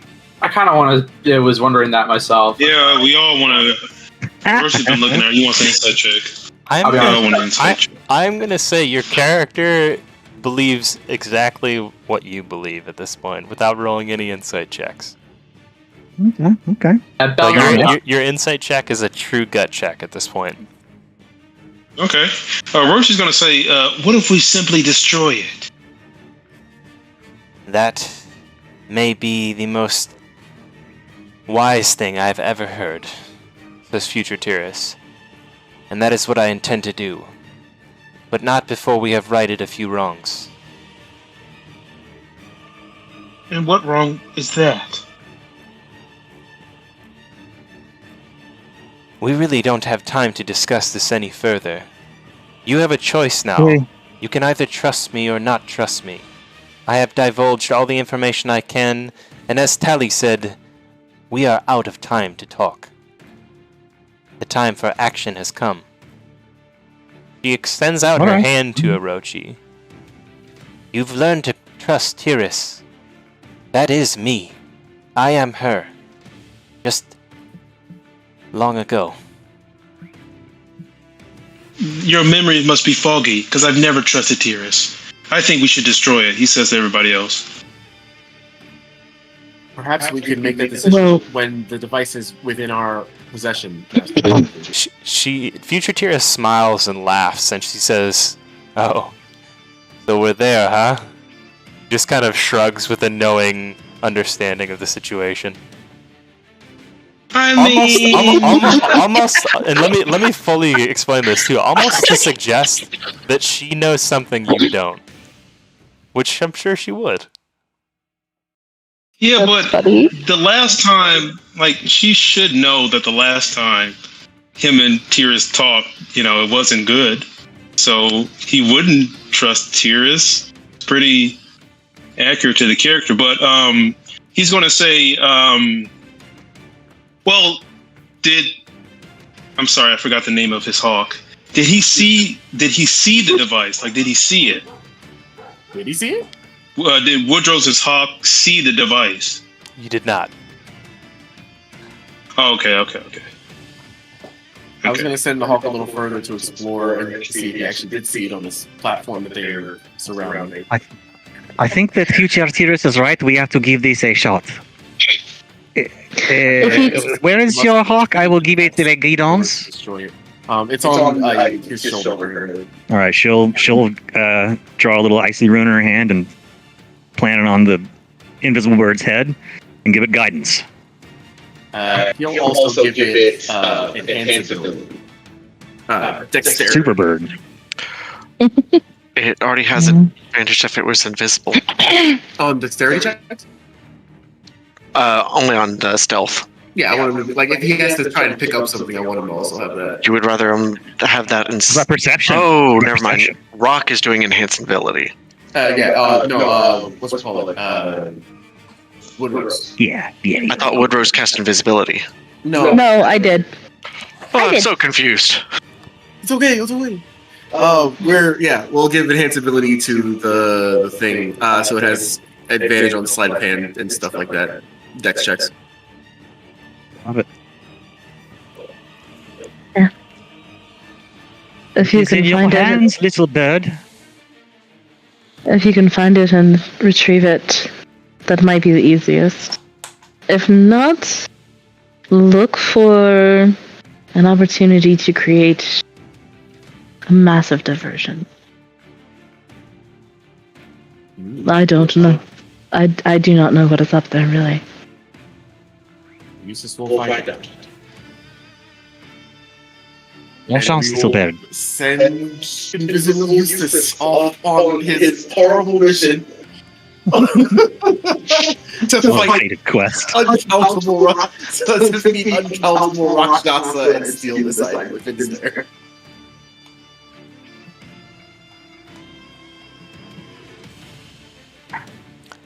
Go ahead and roll a perception check for the hawk as the hawk circles around the demon glass gallery, trying to get a look through the various pillars and gaps to see if he can spot the SCM.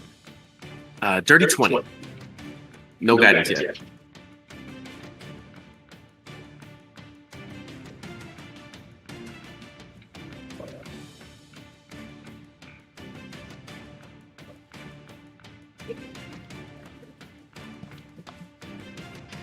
After making a single pass, the hawk does not see the SCM.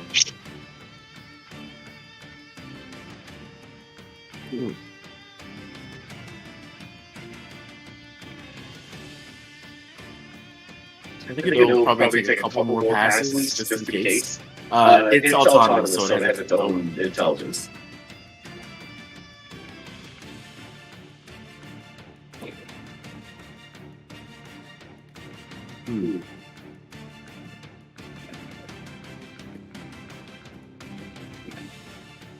What does it see on that platform there that they're surrounding?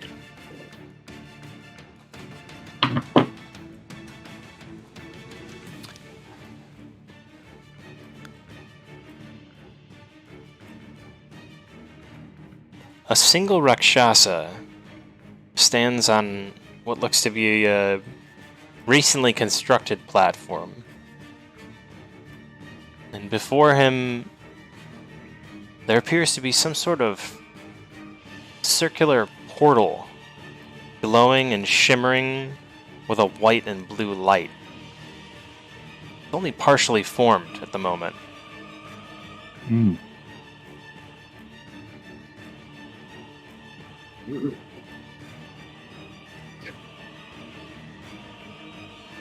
It seems they've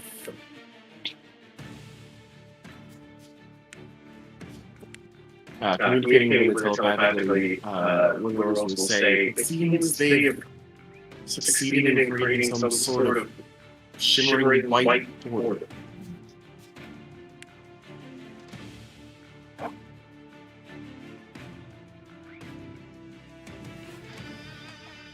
Eustace has not seen the device which you seek. No.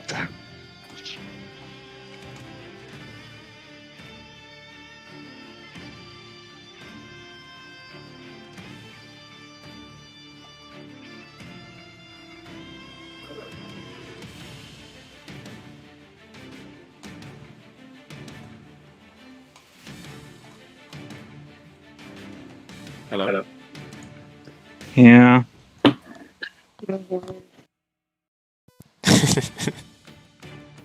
a very lackluster response. Yeah. We're all intently Do you thinking see what that? it is. Yeah. Do you see that Asmodeus dude up there? I hate him. Is Mr. Asmodeus up there? No sign of Asmodeus. Can we get a more accurate count on the Rakshasas? Besides uncountable.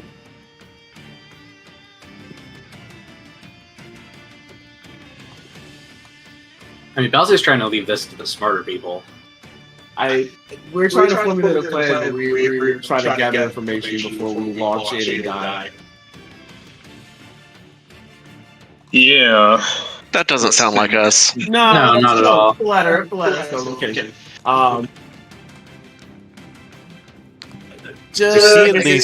You see at least 15 to 20 blue cultists, and roughly 10 to 15 Rakshasa.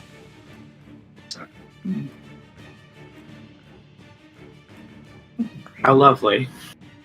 Oh, no. And can we get with a couple of passes an accurate distance between the ladder and the No more information with your passes.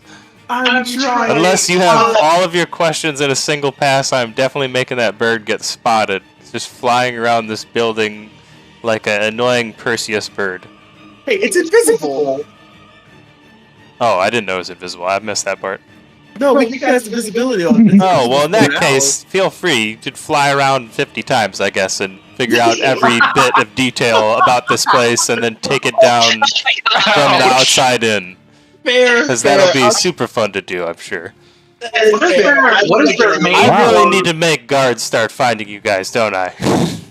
What is the Ashkatala's main form of import and export, and how can we monetize that best to our gain? That's what I want to know. Corn, surprisingly.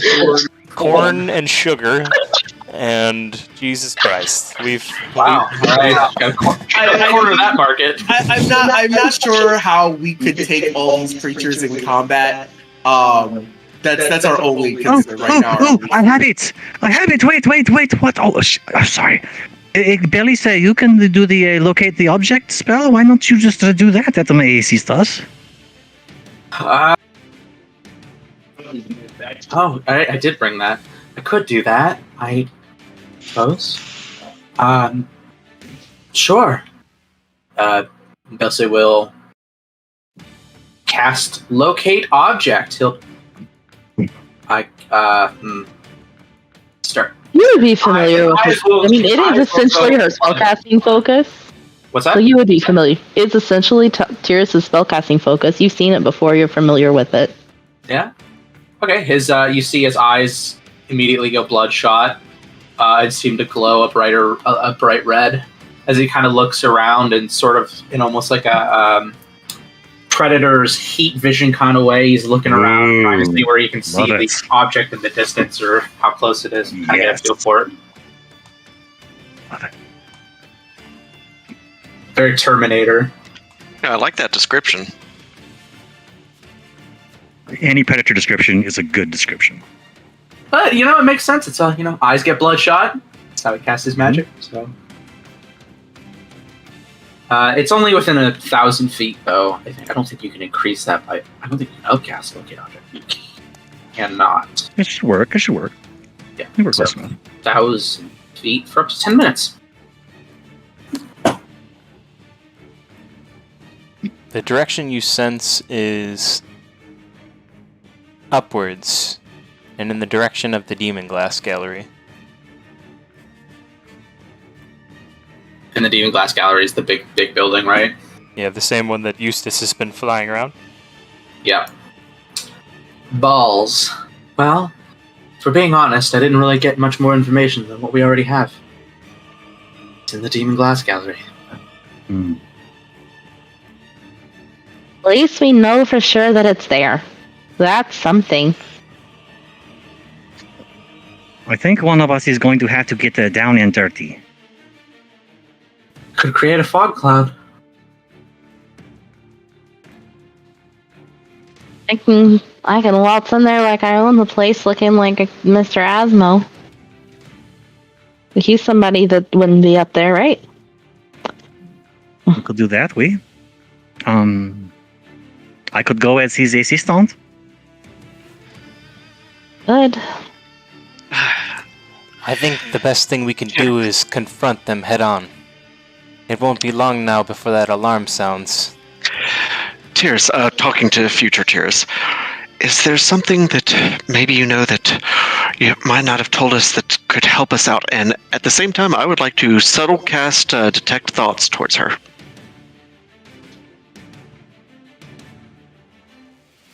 Her lips whisper the words no to you, but the surface thoughts tell you she intends to do all she can to protect you, even if it means risking your life, and she understands that very much so will likely be the reality. Is there anything you can do towards the Rakshasa? I just had this word down and now I forgot it. Yes. Rakshasa. Something Scratch. We are Bingo. unable to do last time.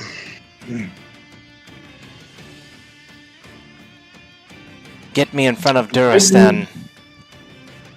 She says this with a sort of finality, as though she seems to come to some sort of internal conclusion that she's been struggling with while everybody's been discussing what's next to do. While future Tyrus is kind of stayed back quiet, she now says, "Get me in front of Duristan, and I will handle the rest." She walks forward to our Tyrus. And from the inside of her mouth, on her gum, she reaches back as though she's about to pull something out of her tooth. Pulls a small, wet, rolled up piece of parchment. What? Good fiber. What? What? She puts it in Tyrus's hands. And if Tyrus gives her a look like gross, future Tyrus gives you a look back like it's your spit. Not really, just more like, well, that's clever. You see that What is it unfurls, and I'm going to send you a direct message here, and you can share that with the group right after, of course, if you'd like to. This direct message brought to you by... DM Garnicus. That's right.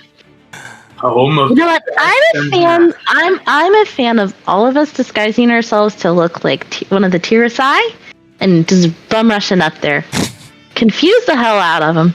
I think that's a good idea. Like, I am Spartacus, and you are Spartacus, and she is Spartacus. It's a good idea. We have to do something. We must act immediately. Yep, we kind of gotta go. She will disguise herself as Asmodeus's. No, she'll just disguise herself as a blue cultist with the hood way over the cultist's face, and start going up.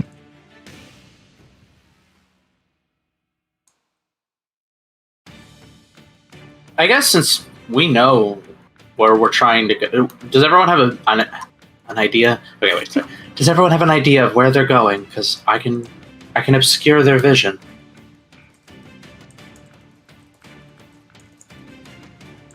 Only just. I mean, Rock will disguise self as a blue cultist as well, I suppose. I am going up these stairs with future Therese. Malcolm, were you trying to say something? Yeah. Can you guys not hear me? You. We heard you. He decides himself as a blue cultist. Oh. Yeah. I heard that. Yeah. Okay, it was just really quiet to me. Yeah, I'll just go up as a blue cultist and disguise self as Rock.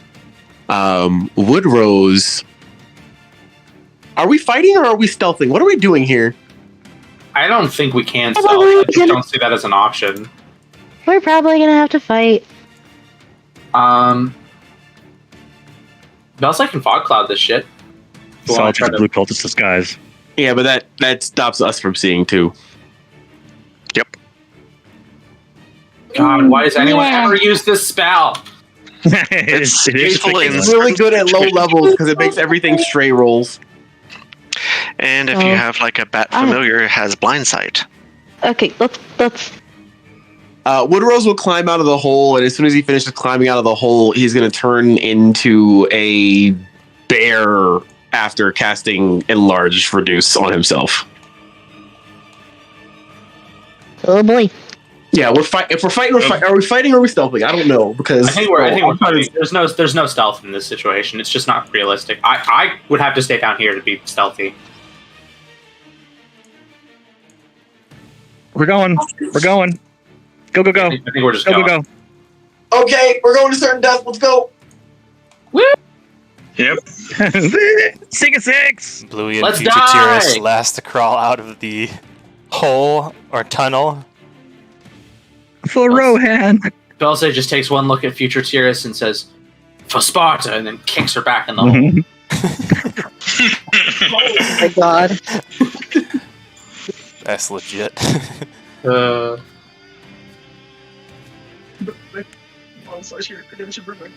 Where are the? Okay, so I was obviously listening to the descriptions, but where are these Shasa and stuff? Where are they actually at? So I thought they were out here. they are atop the platform that is up those stairs that you see just in front of you. There. Okay. I had the thing scrolled down, so I couldn't see that. Hey, understandable. Gotta zoom in to see. I love this bamboo little wood thing. I know. Okay, I'm going up these stairs. Yep, just gonna run for it, I guess. Doot. The stairs are empty, unoccupied. You see no minion guards or Rakshasa or other assorted demons anywhere in the nearby vicinity. But as you begin to climb the steps, you begin to get a good view of all that is Ashkatala. It is both terrifying and beautiful at the same time.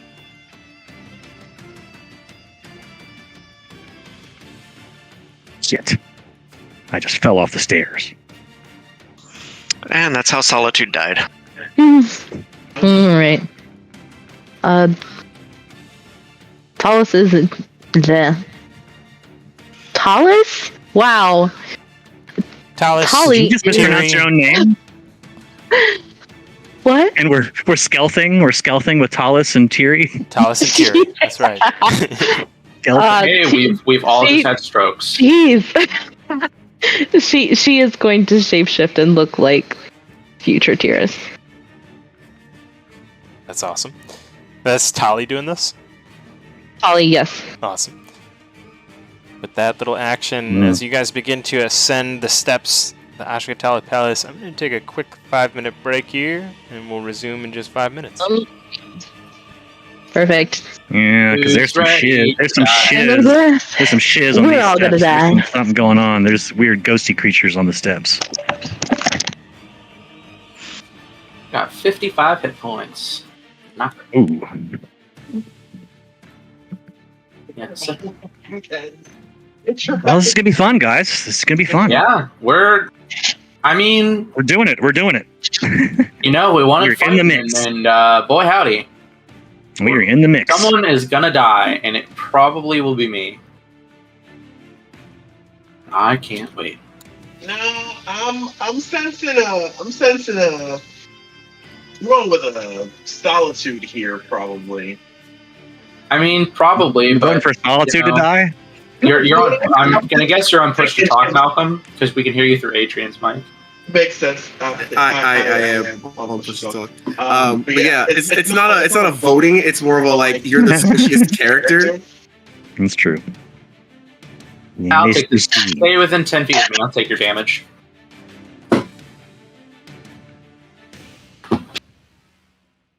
Or in some cases, I can let you take the damage, and they'll take your damage too.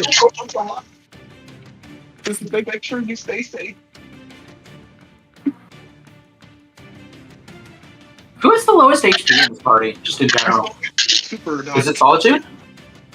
Probably me. I have 84.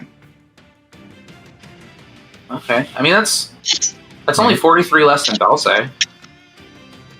Considering, I mean, It's not bad. Wow, wait, holy shit, that's actually really good, because if Dulce didn't have the tough feat, we'd have almost the same HP. I show Belse as having 55 HP right now. Oh, at the moment, I just meant, like, generally. Like total. Oh, okay, Yeah. gotcha. Rock's at 90 of 109. I'm at 83. Yeah, I'm at 55 of 127. I basically have the same HP as a wizard. I mean, for level 9, that's not bad for, you figure... Well, I would assume that's not bad anyway. Yeah, I have the amulet that gives you the 19 constitution. That's why my hit points are decent. Otherwise, I'd be screwed. Yep, I got have that the thing right lowest after the max rock. HP out of all of us, I believe. I picked that thing up after the rock encounter. It's like, okay, we need some more hit points. Sorry. Yeah, if I went with my HP, yeah, I thought. Jeez, because I got a 20 to my con, so. Wow, without tough, I'd actually be Not very much better tough. off than you guys. Yeah. Wait, you have 18 less HP. Huh? You'd have 18 less HP if you didn't have tough. You'd have 18 Oh, You'd have 18 less HP. Okay, I'm looking at the points, and I was getting what I got from tough and con switched. Yeah, you should be getting plus 5 per level from con, so that would be like 45. Yep, 45. I was looking at that and thinking that's what I got from tough. So never mind. Still pretty good. Without it. Yeah. Without tough, I'd be pretty squishy. I'd be at 91, I think. I'd be one. And I have a crappy armor. That's what makes me, I think, the squishiest. Is I only have a 16 AC. That's the other thing. Yeah. Yep. Yeah. That's. To be fair, you're not supposed to be anywhere near where an enemy can hit you anyway. Yeah. So, pro tip for everybody asking, how's your health? How's your health? Use the D&D Beyond app. Go to campaigns, and you can see everybody's HP. It does not necessarily update reliably. I have noticed this, but it's fair. Sure. is some guidance. Well, that's a good idea. Mm-hmm.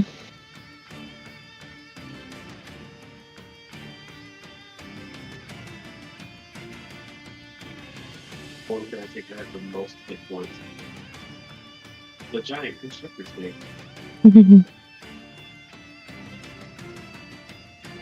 Wow, yeah, Well- that's a great way to look at everyone's HP. I'll be right back. That's how I was seeing Belsay at 55 HP earlier. Is that still accurate? That's what I see too. Yeah, this all looks accurate. Okay. I like that Phyrix is labeled as a centaur.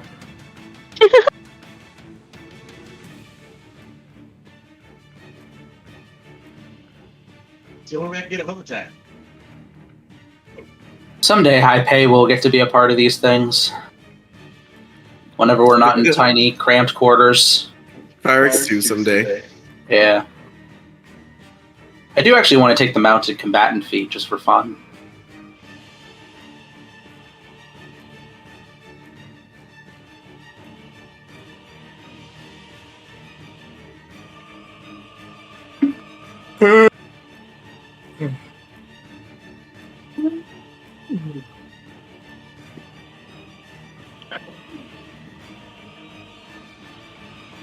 We might be in all the trouble.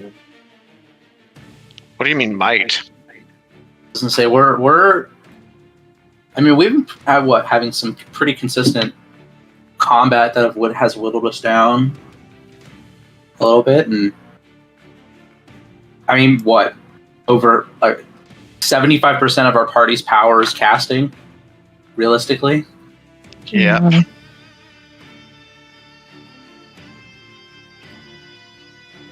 Belsay can put out some pretty decent damage non-magically, but it's only one guy.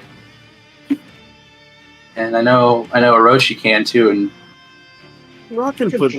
Rock's no slouch, but yeah, but you're gonna be limited because your one sword is basically magic. you got 2 magic swords.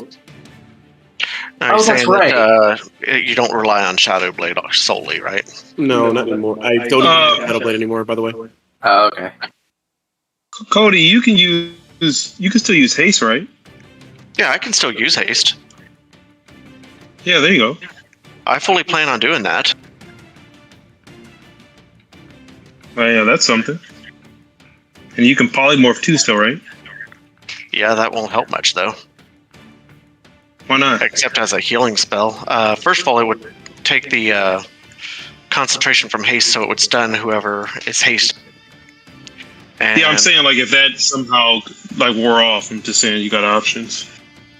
Could you but twin? whoever is polymorphed would be able to do nothing against a Rakshasa. You sure? They're immune to non-magical damage, which polymorphed creatures are non-magical damage. Yeah, but you can transform them into a snake and then have them constrict them. And still do no damage. I guess I guess it could hold them still. Yeah, but they'd be restrained. But remember when Belsay had a hold of that other Rakshasa, it was just oh, bye. And it Oh yeah, just teleported out. Yeah, but that's still using a spell slot. That's using something, using up resources. I'm saying that you're not. You can be creative and do something. You can even have them be a ape and grapple, or use somebody as a Giant scorpion. or use. Yeah, you got options. Oh, go with a giant. What is it? A huge toad or whatever, and then have them consume. I was thinking about having Woodrose turn into a giant toad and just start swallowing people. Do it. Yes. It was either that, the constrictor snake, or the giant bear, or a giant bear. Do it before D&D Next comes out, and because then you're going to have to turn into land animal. I mean, I hate that so much. They're definitely changing that before the next UA, so we'll see. Okay. What's next after next? Yeah, they're re-releasing all of the previous classes in a new UA at some point and modifying all the stuff. They're modifying out that requirement that you have to make, that you have to prepare spells based on the number of spell slots you have. They're making some changes to cleric, ranger, bard, and druid spell preparation, and they're changing some of the moon druid stuff. I'd love to play a cleric again.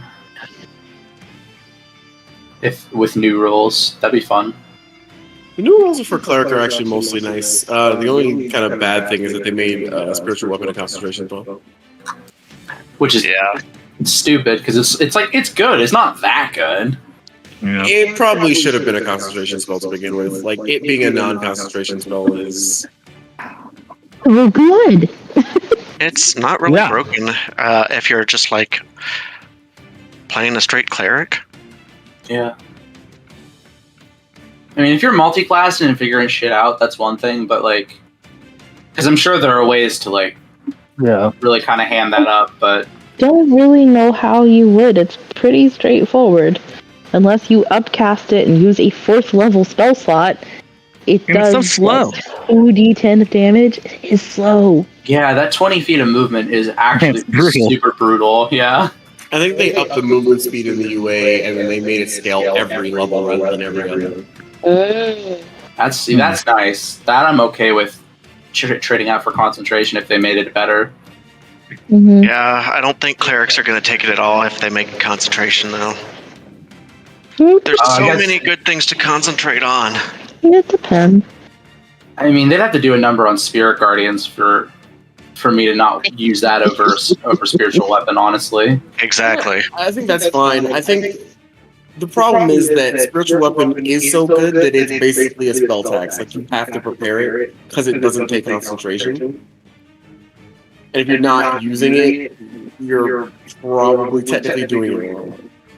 I mean, I guess it's like it's good, and I always had it prepared, but I don't know. It's by no means. There are other things that are way better. It's definitely a good, like, I need to just put out, like, 4 damage on occasion kind of thing. Well, it's not just 4 damage, it's a D8 plus your wisdom modifier. No, I know. I was just throwing out a rough average. I'm not a math guy, so that was just my guess, I guess. I don't know. I feel like a jerk when I talk about why these things are, like, good changes for the game, and everyone's like, but it was so cool and powerful, and I'm like, yeah, it was. How do I argue about that? It's just a matter of opinion, really. At that point, you're just splitting hairs over opinions. Okay. Which, I mean, I'm not opposed to changes if they're if it freshens up some stuff that's been the same for, Christ, what, 8 years? Half the time, clerics, though, for their bonus action, instead of using spiritual weapon, they'll be using healing word or... That's assuming they haven't already cast the spell. That's true, because then you can't cast that, but even if they already have it out, it's just going to sit there anyway, because they have to heal.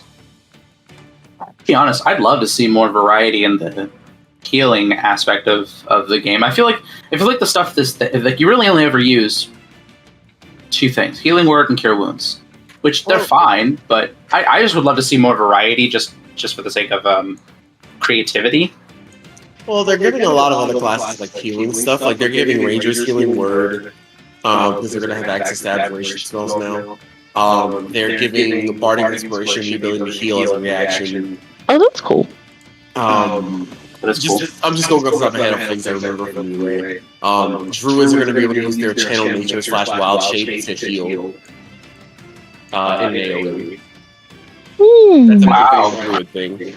They're adding a lot more like variety of healings in the game overall.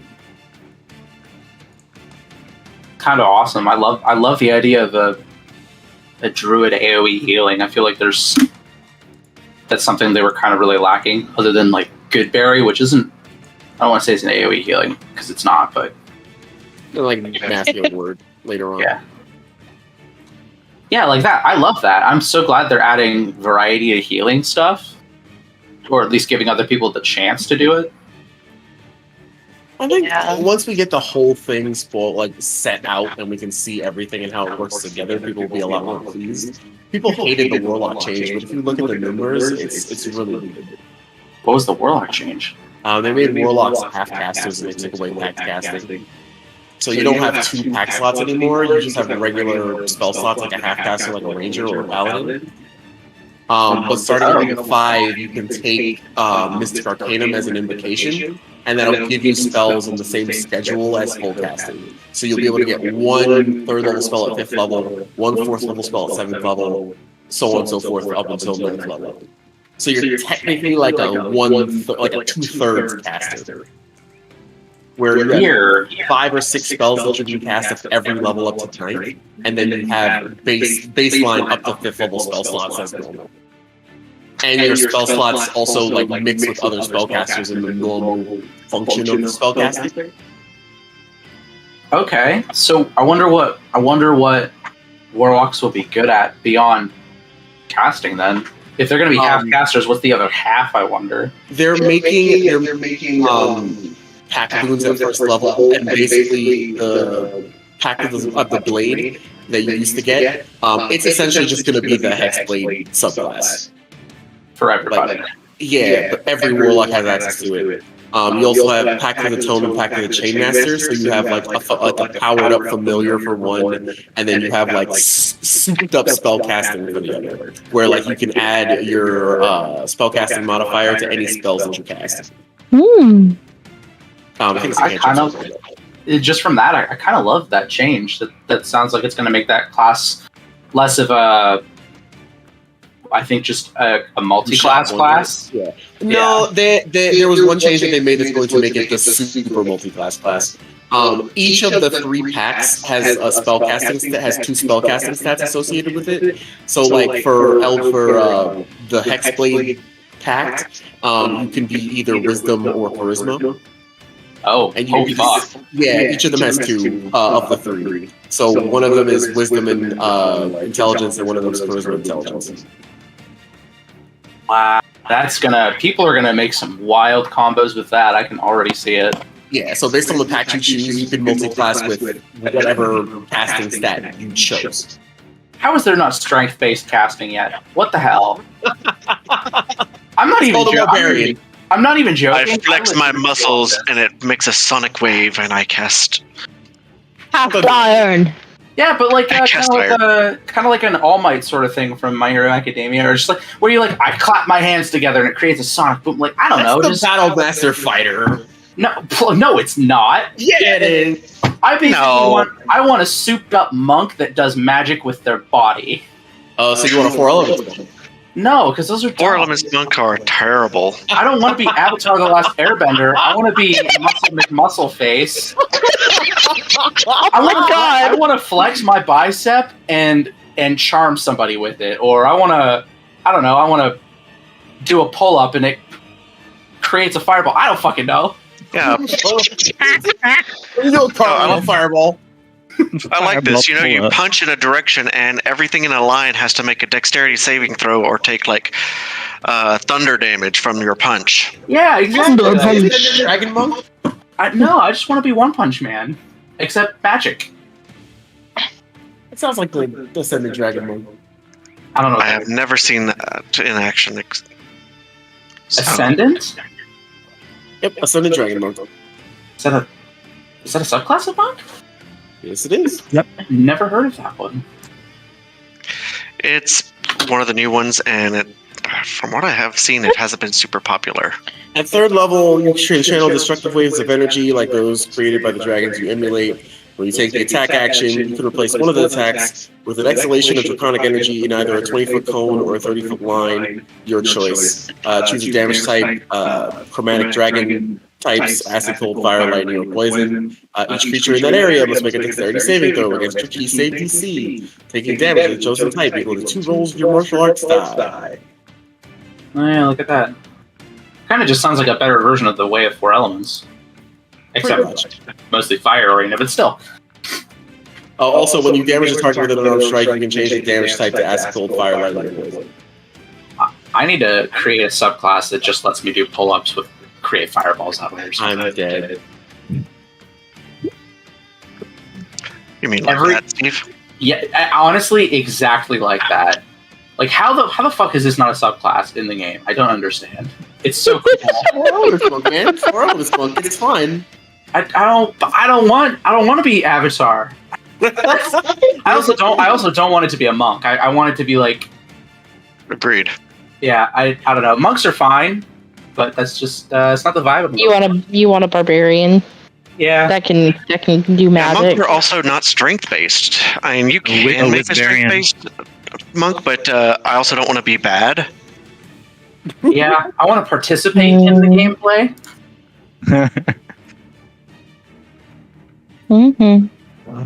I'm sure someone could come up with a very convoluted build for a strength-based monk that's good, but I want that to be the normal, just like you said, flex your muscle and boom, cast fireball. Yeah. I totally agree with you. You can do that as an Eldritch Knight, I guess, but you still need intelligence to cast your fireball. You can cast a fireball. Guns out. But that's still in-based, though. Although I did try and start working on like a necromancer class, not subclass, but class. They had spells, but they also had like a physical class, like a Gesh, where they would take the bones of their enemies and wear them as armor. Ooh, that's kind of cool. I didn't get very far in that. Classes, like baseline classes, are very hard. Yeah, that's a lot. I started building a dragoon class. It's extremely difficult. Oh, that would be dope. A dragoon class, like I assume, primarily mounted combatant kind of situation. There was going to be a subclass that was focused on mounted combat, but like the main class was going to be based around spear combat. Oh, I love jump. You get jump at first level as a spell, which you can cast at will. Nice. Let me see if I can pull it up.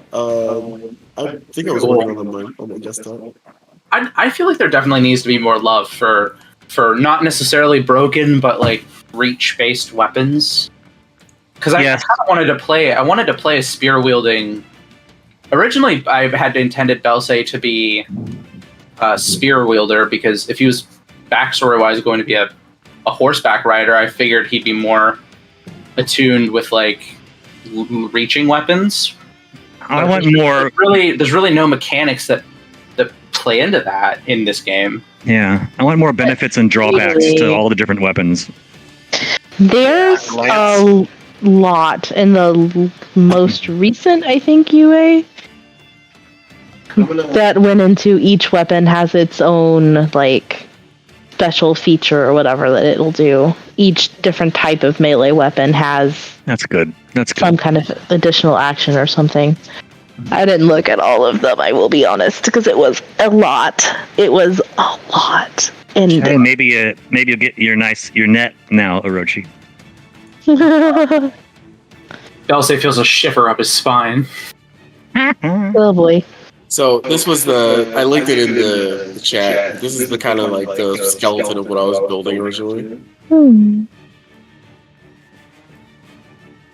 Where's Gan? I'm here. Hello. Listening. We've just been talking away, waiting for you to get back. I think we're ready.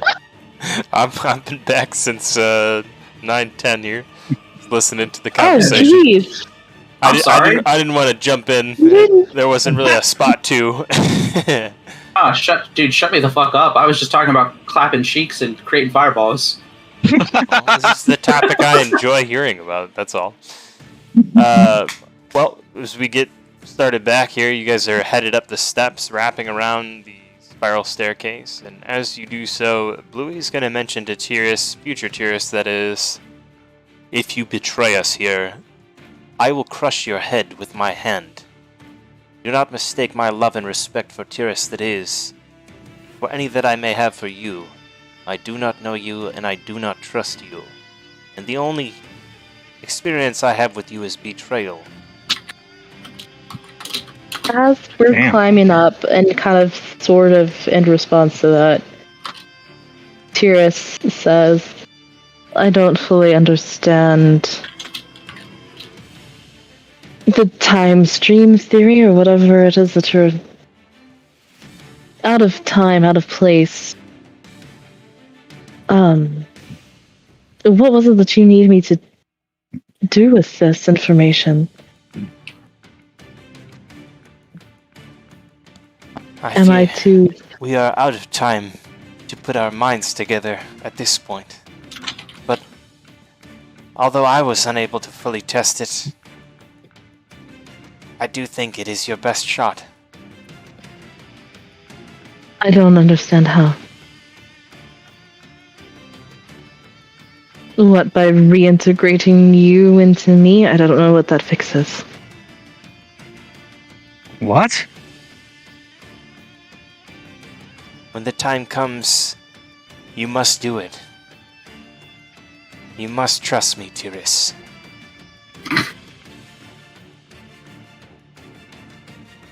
I both do and do not. But she nods. This is an acceptable response. You have no idea how much I appreciate the trust you do have for me.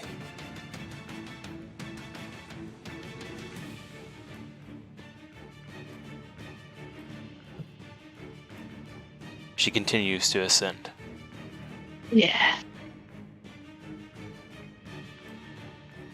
I am super on the struggle bus with my mini situation. What is happening? You're weird. You like fell off.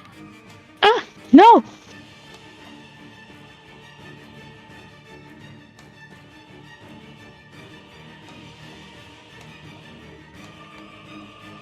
There you are. Don't trust future Tiris. Think she's gonna absolutely betray us.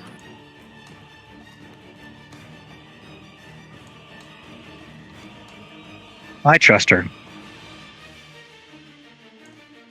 I feel as though she is doing the best she can, given complicated situations. She also makes a concerted effort to push past the rest of the group as she moves up the steps, Bluey not letting her even stray more than 6 inches from him as he stays glued to her. But she makes it as far as behind Orochi when you guys reach the final platform. Or I think that is actually Tali. I'm not that far up. He's still watching her. Tali He's still takes up watching the her. rear, as usual.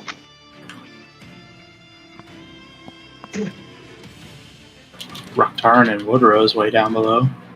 Alright, I'm just getting my mini silver. Future Tiris turns, looks back directly at Tiris before she enters what looks like a massive opening of the Demon Glass Gallery. None of the occupants inside have seemingly noticed the party at this point. Future Tiris looks back at Tiris, winks that Tiris wink, and says, "Take my lead." And she turns and walks directly into the Demon Glass Gallery. Amidst gasps, whispers, and audible conversations being had about intruder, interloper, you hear these words tossed around. Future Tiris approaches 15 feet away from the platform and calls out to a figure, Rakshasa figure, that stands atop the platform, swirling his hands about in a way that looks to be concentrated and determined. He turns and looks over his shoulder and lets out a laugh. Future Tiris calls out to him, "Durastan!"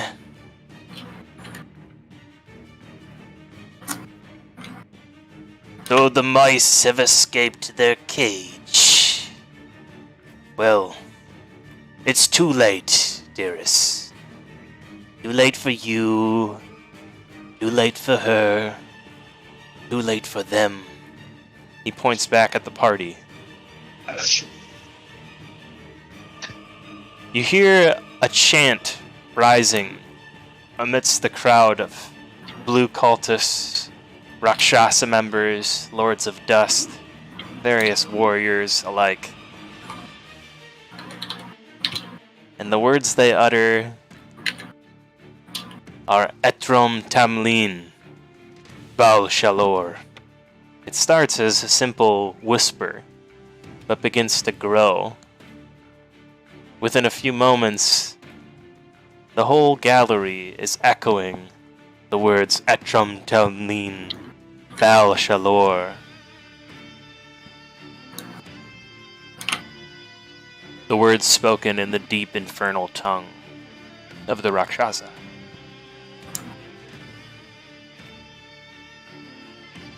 Hmm.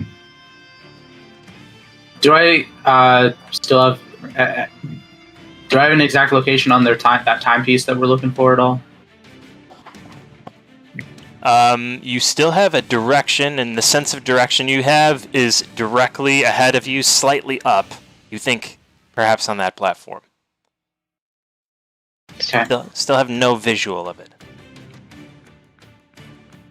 He pulls out from his pocket a timepiece dangling from his two fingers. Is this what you search for, Iris? Is this what you've come to confront me to take back? Like I said, it's too late. He rises this very day.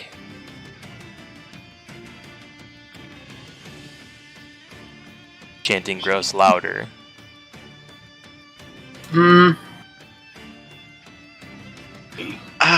We should interrupt that, yes? Yeah, I was actually about to say I was trying to do some measuring.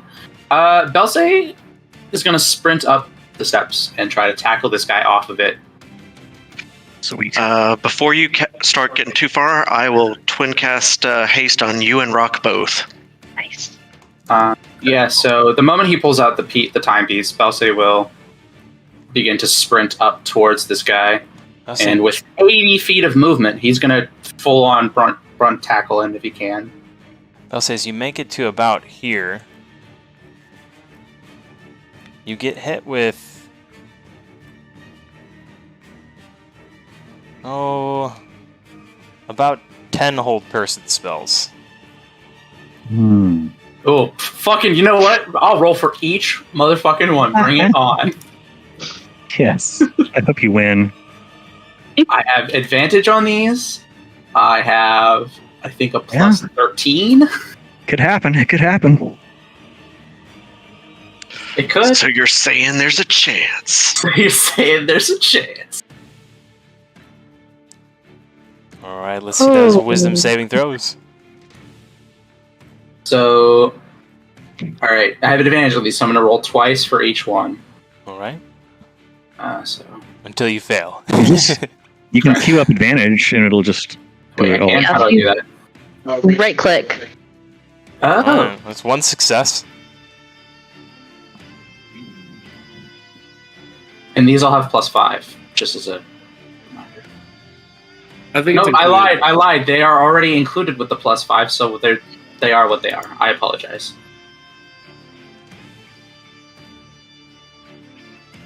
28, 19, 25. There's 2. No, these are at advantage, so these are 1 each. So that's 4 then? The first 2 are a single one. You rolled two 20s. Yeah. No, he yeah. doesn't get to roll twice on the first roll, not knowing what the AC is, or he has to roll to see if he passes the check twice, right? I rolled it twice, and I did it individually by clicking it twice because I didn't know you could just advantage it. Oh, I see. You've got advantage coming out on those. I see. Yeah. Sorry, that's just I just have a flat advantage on these. I see. Yeah, because I see the first one is a single roll, the second one is a single roll, and then the third, fourth, and fifth are double rolls. Right. So the 19 and the 28 were part of the same save, so it would have been a 28. So it basically ignored the 19. We got 4 so far.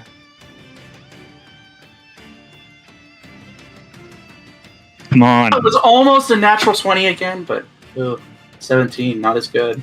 Yeah, that's gonna fail. Fuck. Oh. I will. You know what? Haha! Joke's on you. I think. What? Joke's on you. I think What? 20 at you. Come on now. Just be held. Unless you really don't want to be held, in which case I will find a way to do something that is even worse than that. I'll tell you what. Just because Belsey's a stubborn fucker, I really don't. Belsey. No. Come on. I didn't even get to finish what I was trying to do here, say here, for you guys to have some information around what is going on. Then all my narrative chance is going out the window here, man. Come on, come on, Go ahead. I also, to be fair, I need this. I need the charges on my plate armor to have damage because Belsey's pretty hurt. So I'm actually not going to do that. For the love of Pete's sakes! What? For the love of pizza. Yep. You can. You know he's held. It took. I wasted 5 of your things. I'll take it. I love it. I love it. I love it. I'll take it. All right. Yeah, he's held. They just wanted to hold you tight, Belsey. Let Oh, them no. hold you. I just wanted to stop you from charging in before I was done talking. That's all. You just hear the main guy. Rude. I'm sorry. I did not mean to interrupt you. You're all good. You're all good. It's when I pause, I just need to say, "Hold on," because if I don't, we got 15 people in different places, and that's just how it rolls. That's how the cookie crumbles, as they say. Let them in. Indeed. I guess. All right. Still haven't even ended combat from when we disappeared. Other dudes. So let's just get some things situated first here. Belsey is not held person. He's just not moving forward. Okay. He sees that future Tyrus, has her fists balled up, and that tears stream from her eyes as he lines up next to her. And perhaps this makes him have pause. Hopefully, but as he gets about up to her, she expels out of her mouth, "Take me! Take me instead of all them! I gave you this offering! I will teach you the magic of what you hold in your hand! Just don't do what you're about to do. Just yet." He raises a curious eyebrow. "After all this time and torture, you come now, agreeable. Why should I trust you? Circumstances have changed." She looks around at her fellow companions. He begins to walk up.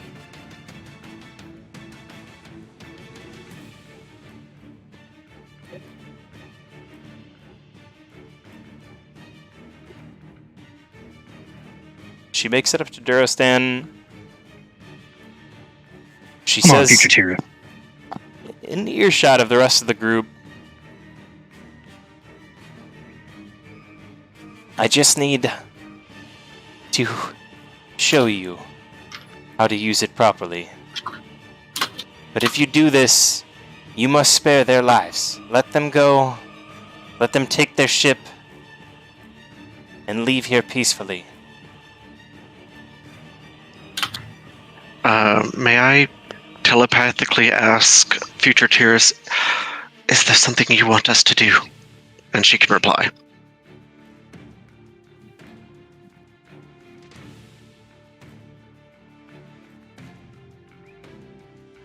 The only words you get back are a quick "stand ready."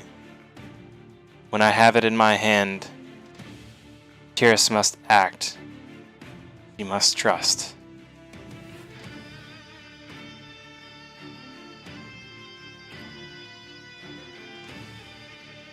The Rakshasa Durastan looks at Tyrus, looking at all around at his followers, fellow council members. He smiles.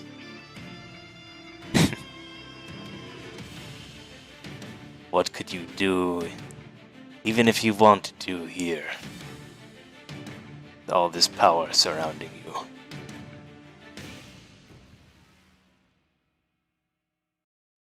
He hands it to future Tyrus.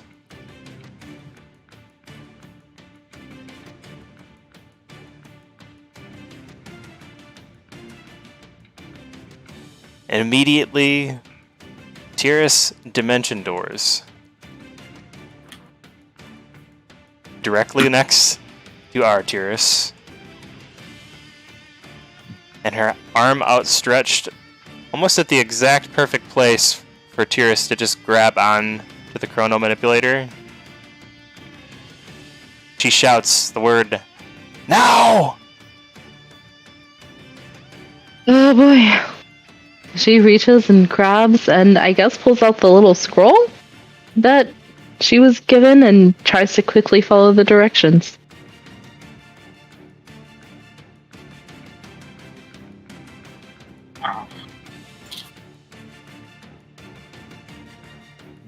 You twist the chrono manipulator around to a small button on the bottom of it.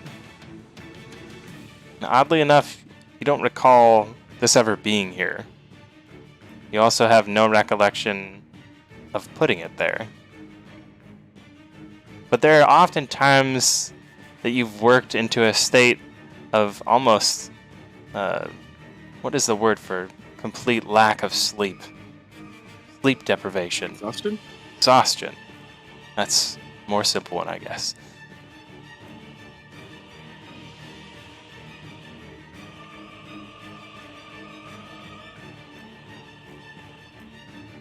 As you press firmly on it, you feel a heat and then pricks begin to prick into your finger. As you draw your finger away, you see blood.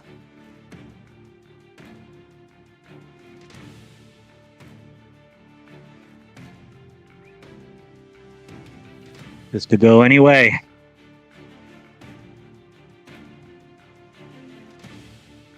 Future Tyrus begins to dematerialize. Talking back to the future style dematerialization here. Oh, Bits shit. and pieces of particles of future Tyrus suddenly begin to vanish, while our Tyrus begins to glow with a faint white shimmer all around her.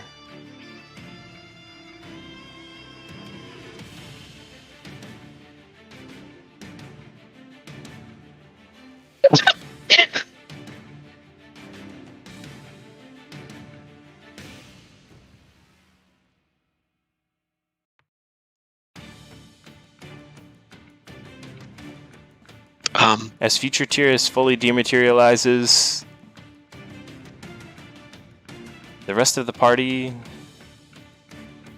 is whisked away into blackness. You see nothing of what you saw in front of you before. Sheer black darkness. But you hear in your ears the sound of wind. The whooshing sound, and it's constant, as though you're being flung through emptiness.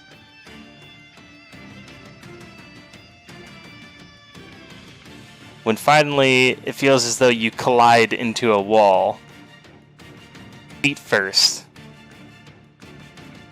and you feel yourself collapse onto the ground. The last thing you remember before you fall unconscious is the sun shining on your face, the sound of ocean waves, and birds or seagulls chirping in the background.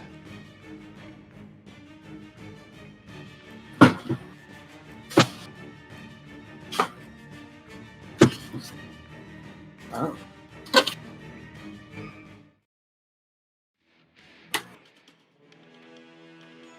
And this is all of us? Is that a familiar sound to us from the past or anything?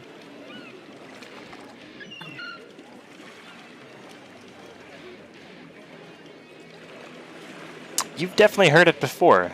Though it's the sound of outside, so I wouldn't say you'd be able to pinpoint what location it is. You know, it's coastal. Okay.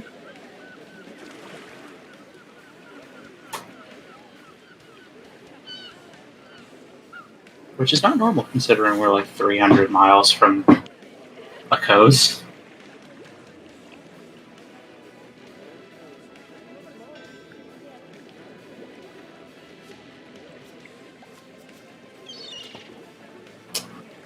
Time travel is also space travel. Yeah.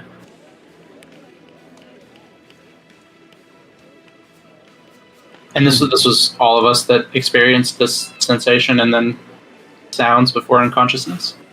Yeah, as soon as our Tyrus got that chrono manipulator into her hands, and she felt that prick on her finger, everything went black for everybody.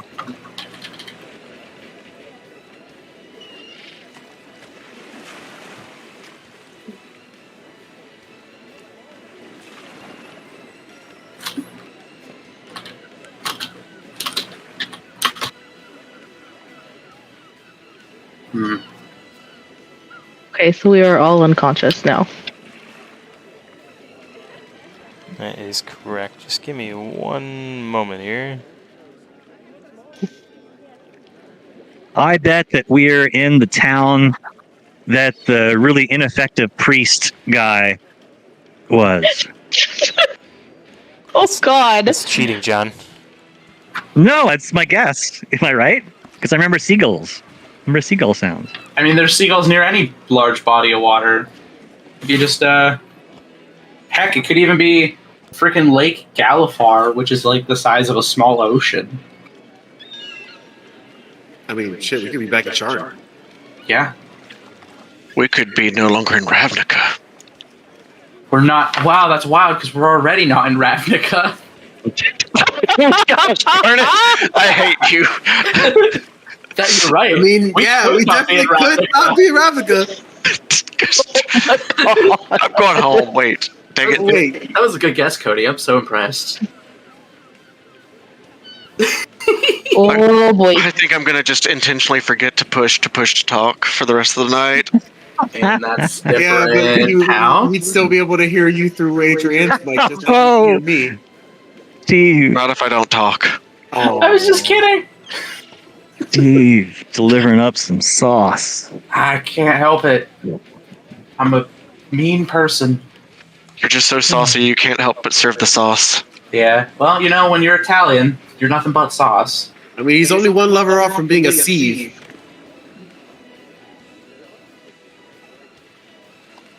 But that wasn't funny. But What does that have to do with sauce? I don't know. That's what I'm trying to figure You out. could strain the sauce through the sieve. Why would you strain sauce? Why would you strain sauce ever? Maybe it has seeds in it that you don't want. I don't know. The only thing straining here is a joke. You reached way far for that one. Oh. Sorry. Who are you, Cody? I have long arms, so I can reach pretty far. Oh, I can almost reach Cody from here. You really are caught between a rock and a hard place right now, aren't you, hot dog? Well, Like you a know, wood roast. wood roast is, Yeah. made of metal. You awake from your state of unconsciousness, you find yourself respectively on the airship. What?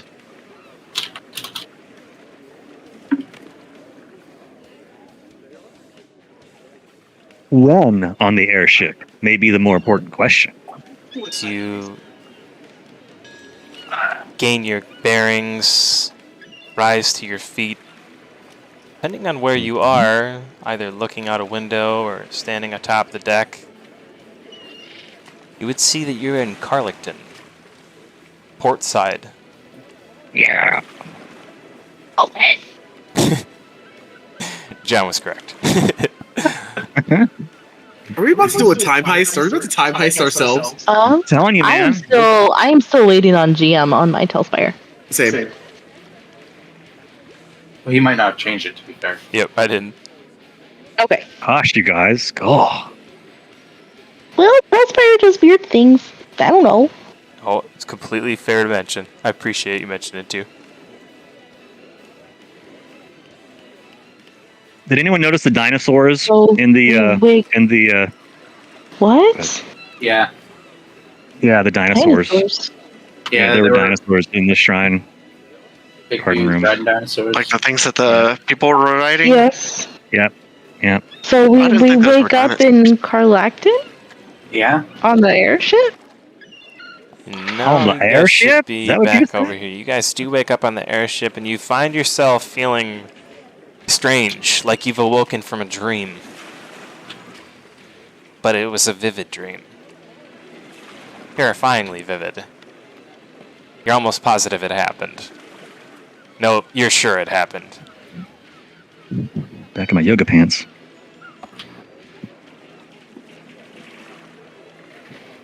Rock is still in his normal clothes. Oh, and hey, look. I'll say I hope he's in his clothes. It's my gnome friend. My gnome friend's here. What up, my His Nomi? name- Aw, Gragas is still here. Solitude, second chance. Just Of course I'm here! Gragas says to you, giving you a weird look. What? don't wait. Didn't we all just wake up on the ground and no one, right? Or are we just like woke up standing kind of thing? No, we were unconscious, so we would have been down. Oh. What? Ragus!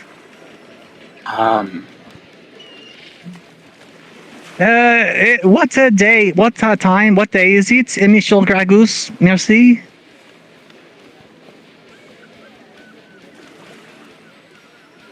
Do I have the locket on my neck?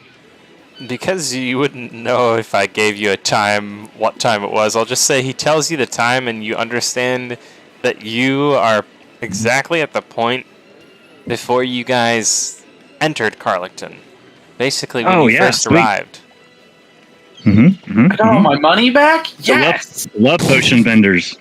Rock immediately checks his arm reflexively. Yeah, and do I have Gragus's pendant? Yeah, we're checking the status quo here. You're relieved to see everything is in order, Rock. Interesting. What does that mean? Yeah, that could mean multiple things. So we've just been teleported 2 weeks back. If Malcolm is concerned, I can give Malcolm an answer, but I give no one else an answer to that question. So wait, I it just is need no specifics personally. Oh, okay, gotcha. So I know You where don't have I anything on stand. your arm, Malcolm. Okay, just checking. Okay, I thought that would be no. obvious from the many conversations we've had outside of game, but It was. I just wanted to double check because I was like, we went back in time where we're looking very different in terms of costumes. It is current us in the past. So, We? Right, that's what I'm gathering is so Tyrus starts taking a look around to see if everyone is accounted for. We are now future Secret Six. Oh my god. Wait, are Callie and Woodrose with us? That's a good question. Yeah, right. Tally and Woodrose are nowhere to be found. Oh. Poop. Nor is future Tyrus. But everybody else is from the Secret Six is here and accounted for. As well as One, Louis. He's part of the Secret Six. Louis, there's Gragas. But that everyone is alright? I think so. So let me get this straight. We were just teleported 2 weeks into the past? And in space. It's all wibbly wobbly. It's not possible. This doesn't make sense. Just because something does not make sense does not mean it's not possible. Dulce pulls off his gauntlet. Is the mark still there? You see that the mark is indeed still there.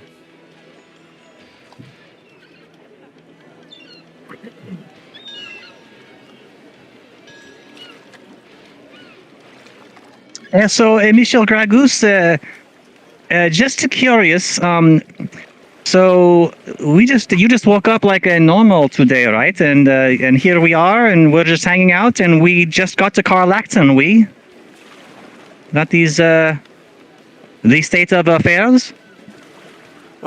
Solitude, it's awfully early to be acting so weird. It is good to see you, Gragoose, and she will give him a hug. Oh, he's bashful.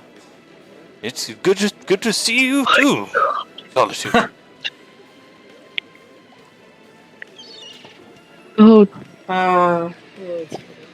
none of what happened has happened. Okay. No, it is all happened. We are just back here now. Team meeting below decks immediately. Right. Agreed. Yes. Right. Gragas, you feel free to stay up here. We're all gonna go downstairs. Louis, you as well. To whoever you are, Solitude's friends that we have certainly never met before. Carlacton is a beautiful city. Go explore it. Blue, you're with us. Kenko turnbolts. Kenko. Gregis just raises a confused eyebrow to Rock. Okay. And I trot down the stairs. The sheep looks good. No, not a pile of toothpicks. Wait, Why was it a pile of toothpicks? Was this... I apologize to interrupt. Was this before or after we went to Metrol? This was before. Oh no, Orochi's thing is not even remotely made yet. We don't even have the guy with us. He has to go back. No, Uncle's here. Uncle's here. No, Uncle's here. We went to Metro once before we came to Carlacton. We came to Carlacton to deal with Rock's weird tattoo, which is now no longer a thing because we're not. We did that. Well, that is a good thing because that priest could not do a thing about it. It's probably fair to let me answer those questions, guys. I know all of you have a pretty good idea of the timeline, but for the sake of my sanity, Blaze, let me answer those questions. Please. Yes, please. This is post-Metrol. He has his Warforged. This is post-Metrol the second time after we destroyed the library. I think I have to give you guys a session at this point. That's probably the best way to give you a reference. Huh? I'm gonna give I understand what that means. All this I'm time, gonna you guys give you were there. a session. That way, you guys understand. Like, hey, from this point, this is where we're at, right? You know in the timeline That would be what's perfect. happening. That would be good, right? You'd have prepared that before the session, but I did not do that. That's a pretty good idea learning one at a time.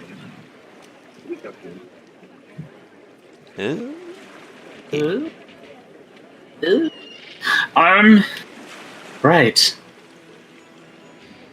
What would be interesting would be to cast a sending spell to Tally and see if she even remembers us.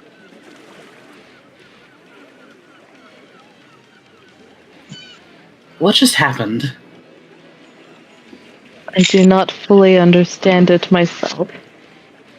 But what I can tell you is that for some reason that I don't yet understand, but apparently will. So when you travel in time, you no longer have a place in it. So like you're misplaced, like solitude, I suppose, being from another world entirely. Well, wait, maybe that's why I'm handling it so well. I'd like to also pause in that moment and just let everybody consider that from a perspective of you jump forward in time or you jump backward in time. You have left the exact moment in time where you were you and gone into a time where you were another you. How can you get back to being the you that you are? the you that you are existing as in another time period, how can you get back? The answer is there's no possible way. Even if you were to get down to the exact micro millisecond, still wouldn't be accurate enough. You'd still find another you there. And that's the danger of time travel. Now the button that Tyrus pressed seemed to have some sort of strange effect. It caused future Tyrus to materialize. It also caused you all to black out, so to speak, and end up in a completely different place in seemingly a completely different time.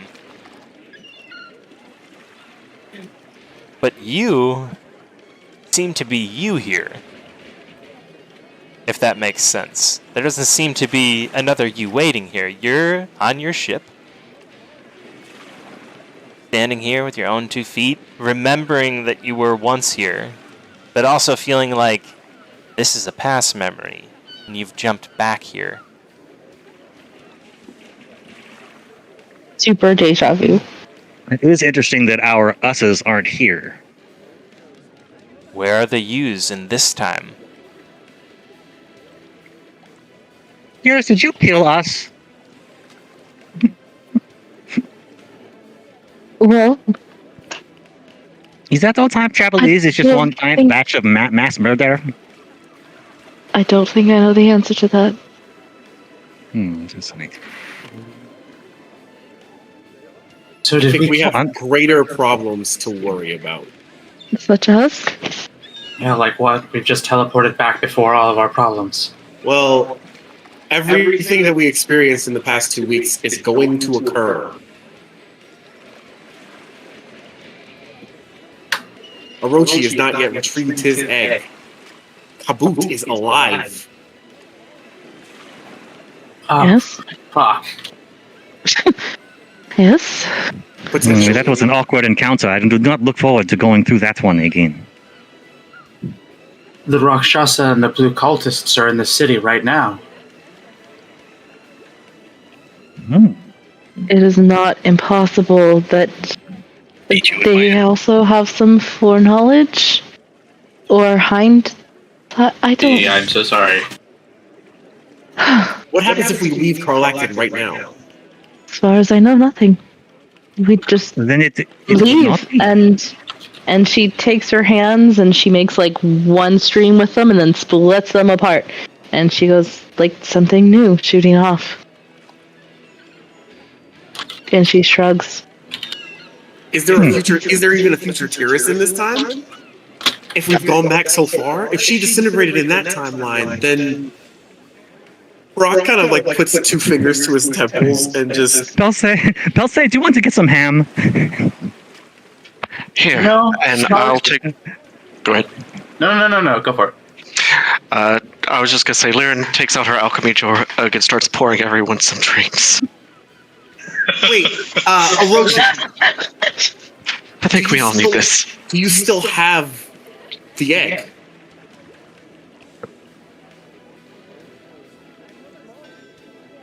Oh, easy. Solitude, do you still have your crystal-tipped wand? But yes, look, it is right here. Right, Gan? I've got that in because I have the locket that Gragas gave me. Confirming, though. Would that mean that some things are duplicated, so to I speak? don't know. Or maybe the universe adjusted for the new reality. And she shrugs Ooh, and she, that's a good one. But what would then happen to Kaboot and the egg, as Kaboot's head is likely still in Orochi's possession, and as is the egg. Orochi? The egg was on the ship. It is lost to me now. And Orochi looks like paralyzed mad. Like, he looks so bad that it looks like he's about to faint. I thought it was in your bag of the holding. I thought we were going to die in there. I left it on the ship with Arnko in case I was captured. And the head? Kabu's head is still with me. But this does raise an interesting problem for me. It does, and it will be educational to see how it plays out. If anything happens to the egg, I blame you, Tyrus. Just wanted you to know that. Well, with our foreknowledge of events, we could go and seek it now. We know where it lies.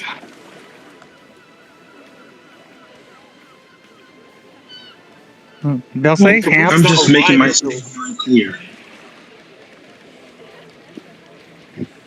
I remember sharing a drink with you, Orochi, saying that you had found it. We were here when you said that. You remember? It is where it would have been. Oh, hopefully. Yes, of course. This was the same day that Drag told me that he found the egg. Right now it should be safe. Then let us go and retrieve it, if it is so important, Orochi. Perhaps it's best staying where it is. No, because we know that Orochi arrives not Orochi, we know that Kabut arrives tonight to claim it. But how? His head is in Orochi's bag. Why am I I'm having ham. I'm eating the ham.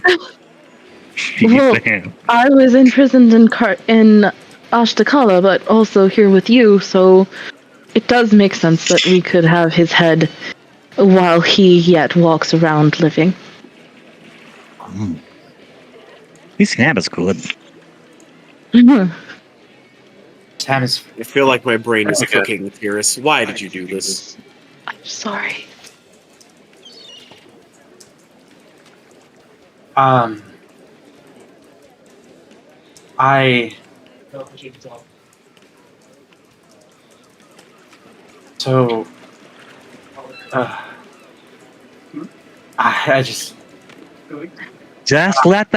just let the salty ham work its way into your bloodstream, Belisay, and just let the ham wash away your concerns. I don't eat pork. Well, there's carrots and fruits. I'm kidding, of course I eat pork. It does wonders for... Bacon's your favorite, so that would be super surprising. Okay. I think we need to just take a breather, sit down,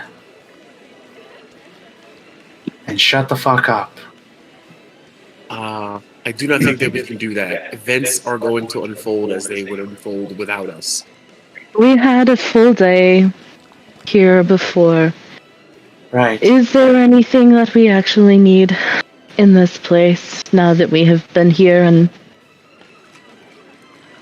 Belsa, you could go get your Holy Avenger for free. It's sitting right on the table. At the temple. You could have two of them. I bought it, Solitude.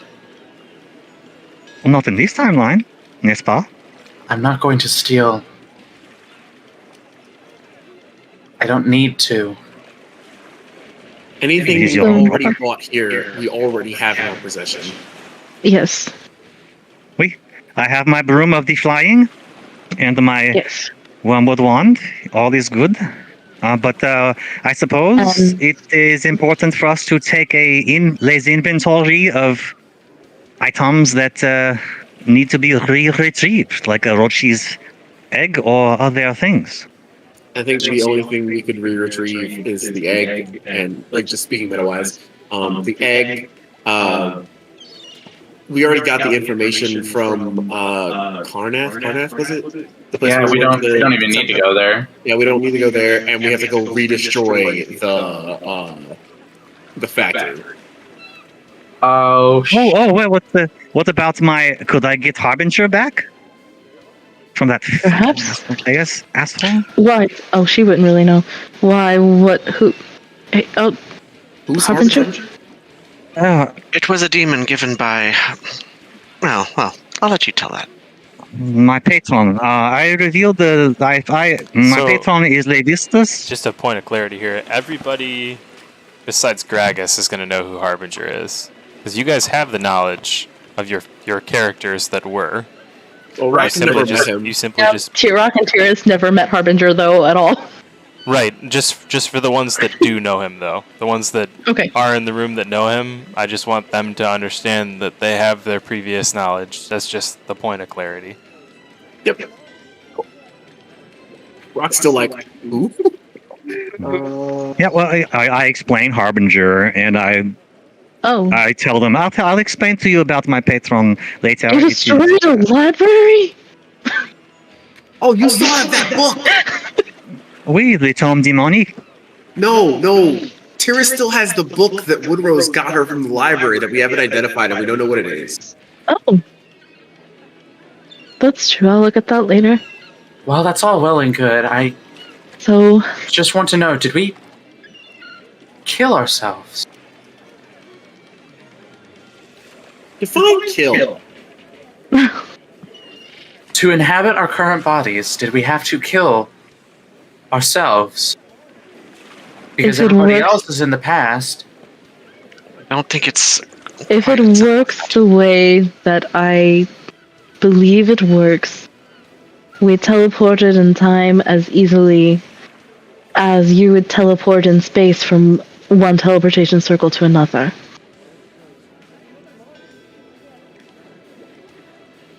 I think he does No. what happens in the old us. That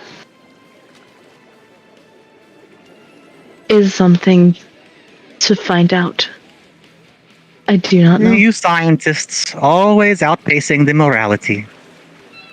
Wrong.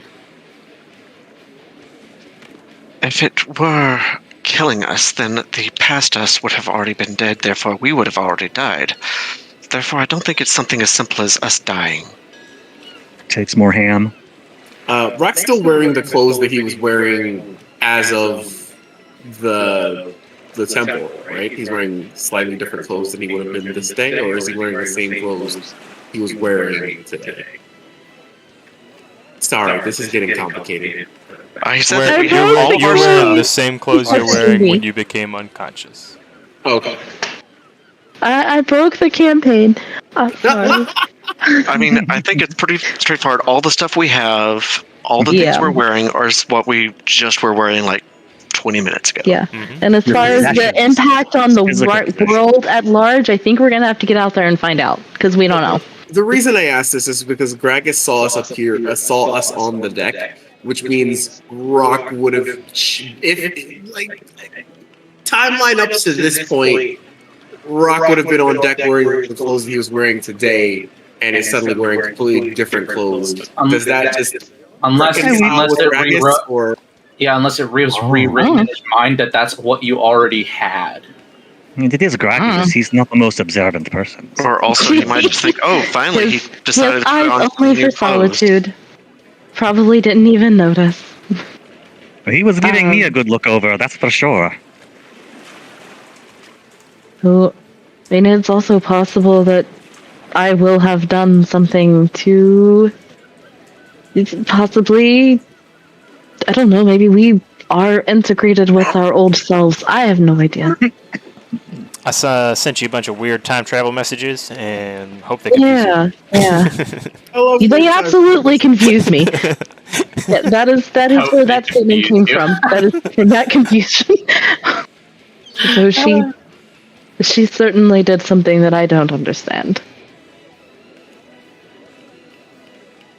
So Oh, hold on. This can wait. So, but I thought we did save our. Oh, not game. So our characters saved, Right. but not New the world. game. It's a new world. Think with about it like new this: characters.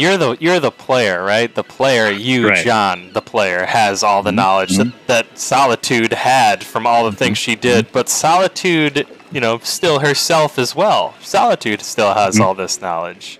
Yet Yep. Solitude has jumped back to a save point, 4 save points back. It's like He's playing an a new advantage. game plus. Yeah. We know everything that is going to happen in the next couple of days. Cody, you're Players so and as funny. characters. New We Game saved Plus. scums. We saved scums. New game so plus. hard. That's exactly what it's like. I Yeah, agree, Cody. It is like New Game Plus. Okay. Now the Okay. question is, what do we do with this knowledge? We've been kind of bumbling around trying to figure out exactly what we know and exactly what we don't. But assuming that we know everything that is going to happen in the next couple of days, what do we do? We need to destroy the Hmm. Warforged factory. Yes. Do we need to do that, or is that what we want to do? Bluey Well, speaks up It's and obvious says, what we do. "Am I to assume that that device of yours, Tyrus, has replaced ourselves with our former selves?" Iris shrugs. That is as good a theory as any.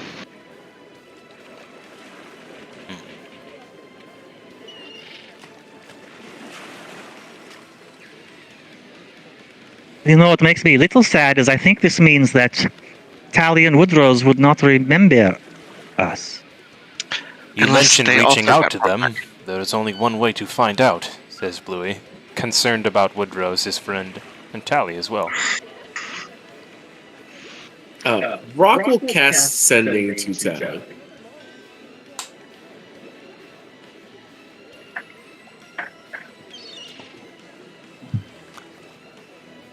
What does Rock say to Tally? This is we. I'm gonna write this out just so I make sure I hit the 25 word limit. Oh no! Get Yeah, all 25 yeah, words in there. I'm gonna say you can even break the 25 word limit here if you need to. I can give you a little Leeway? Love leeway, it. a little leeway there. Tally, do you remember the events of Metro careful. and your arrival in Tarlacton? If Woodrose is with you, let me know that you are alright. Tally absolutely would have this knowledge, as would Woodrose. They would be in the same position as the other characters, have all their knowledge, but be transported back to the same exact time, just different place, obviously, because they had not joined you at this point.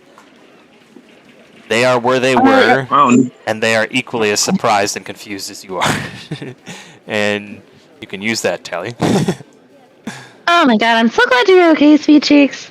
Everybody else still there? We're fine. We're in this seedy joint that we were in 2 weeks ago.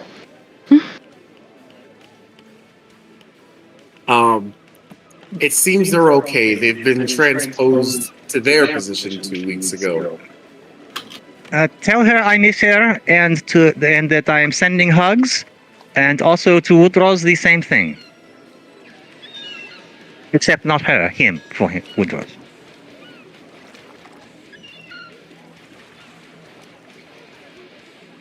Or not. She eats more ham. I mean, I've only got so many third level spell slots here. But good enough to know that they're safe. They're safe and well. I assume they'll be So I- available if we call. I think that we do need to deal with the Warforged factory, because it is something the Lord of the Blades is using his army, and that is still a major concern. I agree with that. We shall roach his egg to assist him on his mission. And if I could have another crack at Monsieur Arbinger, he is pretty good in his craft. If he came from the book, you have the book. The book would not be in the library. I would not think. She Maybe. kind of chokes on some ham in her mouth. Oh, mon Dieu, that is correct. Perhaps there is more that you did not explore. She's going to race off to her room and try to talk to Levistus and see if he can bring back Harbinger.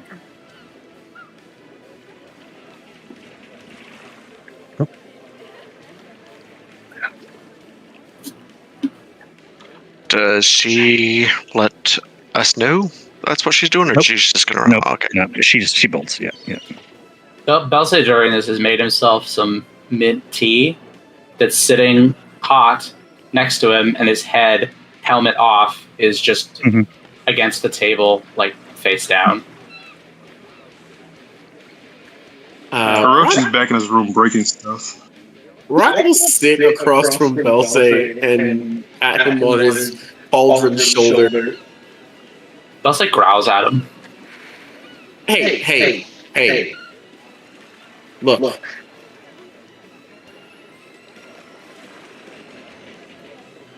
I think you understand the call of duty and loyalty. I understand it was broken. I didn't make the choice for her to run away. I chased after her because it is my duty. It was my duty for years. Raktarin, I think it is in both our best interests if you leave me alone right now. You can take it downstairs if you want later, but I need you right now. We will. Callie has things to answer for us, or Tyrus has things to answer for as well. But I need you to focus. On what, Raktarin? What do I need to focus on right now? This is far beyond my mental capacity for understanding, and I forget about all that. It's happened. It's done. Whatever it was, it's done.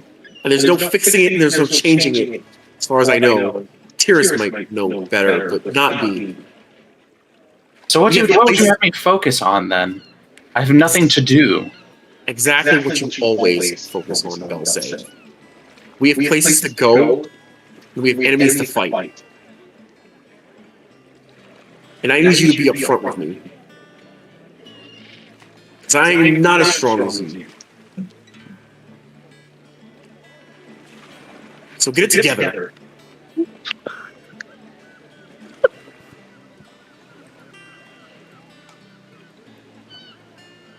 Belsay grabs the tea. He sits his head up, and the spectacles remain on the table, and his inky black eyes just kind of look at you. Thoughtful. Probably pretty angry. And I feel like Rock a decently insightful person? Reasonably. He's got 17 wisdom. Okay, so way better than Belsay with a negative wisdom. You would recognize Belsay's not necessarily just angry. He is clearly upset at you, but he's not just angry at you. I think he's just frustrated at basically the past 24 hours. Well, good thing those 24 hours won't happen for another 2 weeks. Yeah, that's very true. But Rock will give him a stern look and say, yeah, there's a lot of complicated shit going on. Even I am not. I don't feel like I'm fully in the loop. But we've got shit to do, man. We do. I, however, am in quite a decent amount. Actually, wait. Do our injuries carry over? Oh yeah. Okay. Yeah, I am in a decent amount of pain. In case you hadn't noticed, and he pulls up an arm, and it's pretty badly bruised, and you see that he's actually got some dried blood on his nose, and he's actually looking probably the most hurt you've ever seen him after a scrap. This is definitely the most damage he's ever taken. And some of that is my fault. All of it is my fault, and she reaches out and she'll heal you. Belsay scowls at her too, but nods thanks. Fine. We will table this for now. I think would be good for us. 30 healing. Holy shitballs, Batman! That's a lot. She used a 4th level spell slot. Thank you. Fine.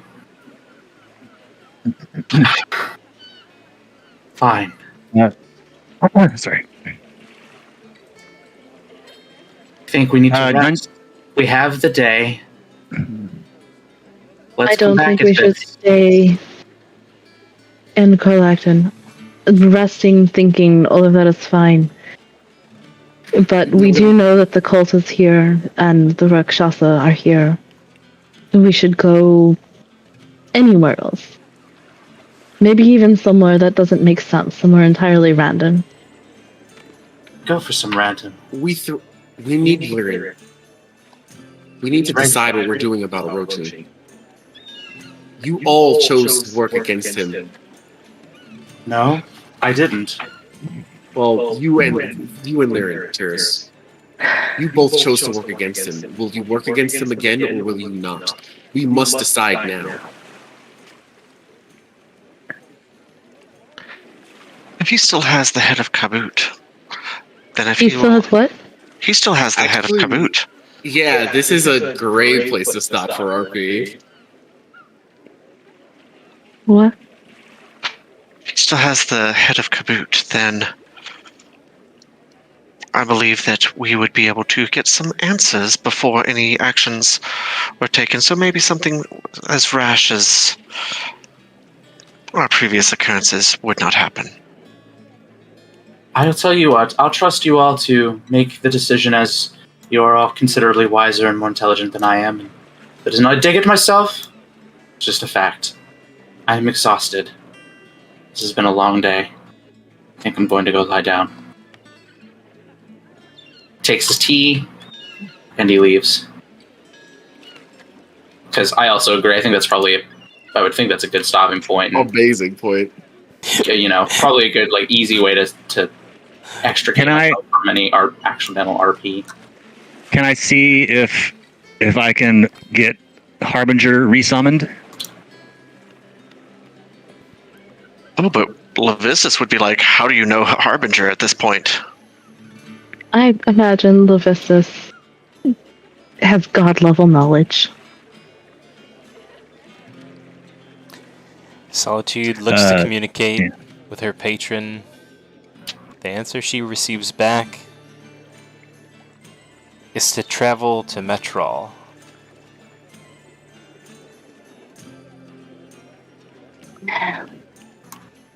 Very well. I would say at this point, I think, if I'm not mistaken, she also does have the knowledge that she had about there being a book with the names of demons tome in good old Aaron DeCanith's. Yeah, but she's got the book too. I don't know if you guys been to that point yet, based on where you guys are at. I did drop the campaign in there. Best thing to do here is just look at the playlist. It's the easiest way, I think, to quickly see where we're at. Sure. I thought that our characters traveled. So just before we time traveled, she had the book in her possession. She had her broom. She had Gragus's locket. And then we time traveled. She's on the ship. She's got Gragus's locket. She's got the broom of flying. She would have the book too if it was in her possession, the one that came back here. Oh, that's you know what I thought. You're right. I'm sorry. I apologize. I thought the book was left on the ship. I did not know that the book was on your person. Yeah, she was using it to map people around. Thank God. Okay, so with that bit of knowledge amended, she would reach out and, Master, Monsignor, Monsieur Asmodeus dealt us quite the setback, but it appears we have a chance to bring Monsieur Harbinger back. He would aid me greatly. Is it possible? I await your command. Oh, wait.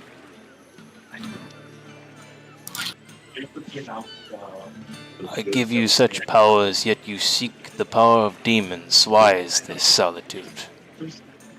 You doubt yourself? Yeah, but of course I do not, Monseigneur. You know that. He is just quite handy in a tight spot. I'm sure everyone would agree on that. I do not bestow my power upon those who need to lean on others. You must stand on your own 2 feet, Solitude.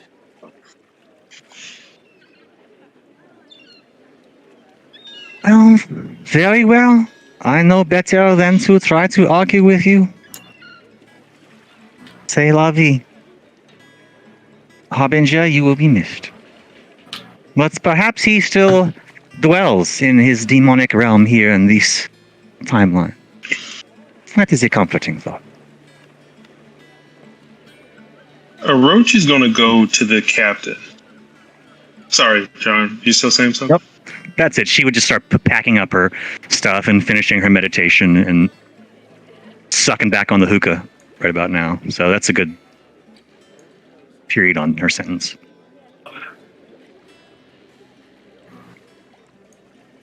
So go ahead. Yeah, Roach is going to go to the captain. Captain Shiro, was it?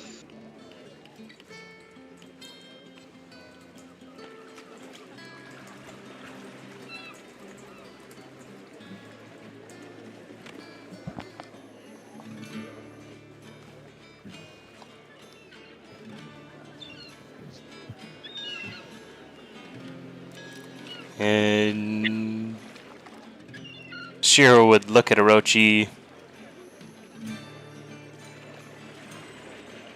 Yes? What can I do for you, boy? Yeah, his hair is usually very prim and proper, but it's all frazzled now. He says, "We're making an emergency trip to the reptile sanctuary. If you pull up a map, I can show you where it is. Full speed." And he's looking at him like unblinkingly. Like, almost like, yeah, in a very angry way. Are you okay, Orochi? I will be, once you get us where we're going. And I'm sorry, the Will locale we have you any wanted problems? the locale you wanted him to The chart out? reptile sanctuary. Gotcha. Reptile sanctuary, yeah. He gives you the exact same estimate that he had given you previously, a short 2-hour trip from Carlecton to the Reptile Sanctuary. Asterisk, at maybe a different time line.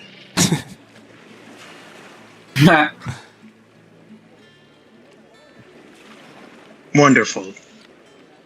Notify me when we arrive. I shall be in my quarters. And he turns and leaves. Without question, Shiro begins to direct the ship towards the Reptile Sanctuary.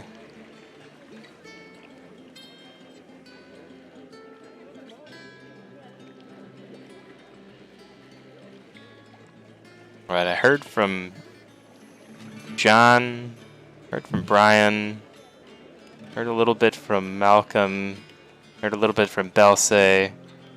Not a lot from Tiris or Lyra, though. You guys good over there? Everything wrapped up in terms of what you wanted to accomplish before this comes to a close?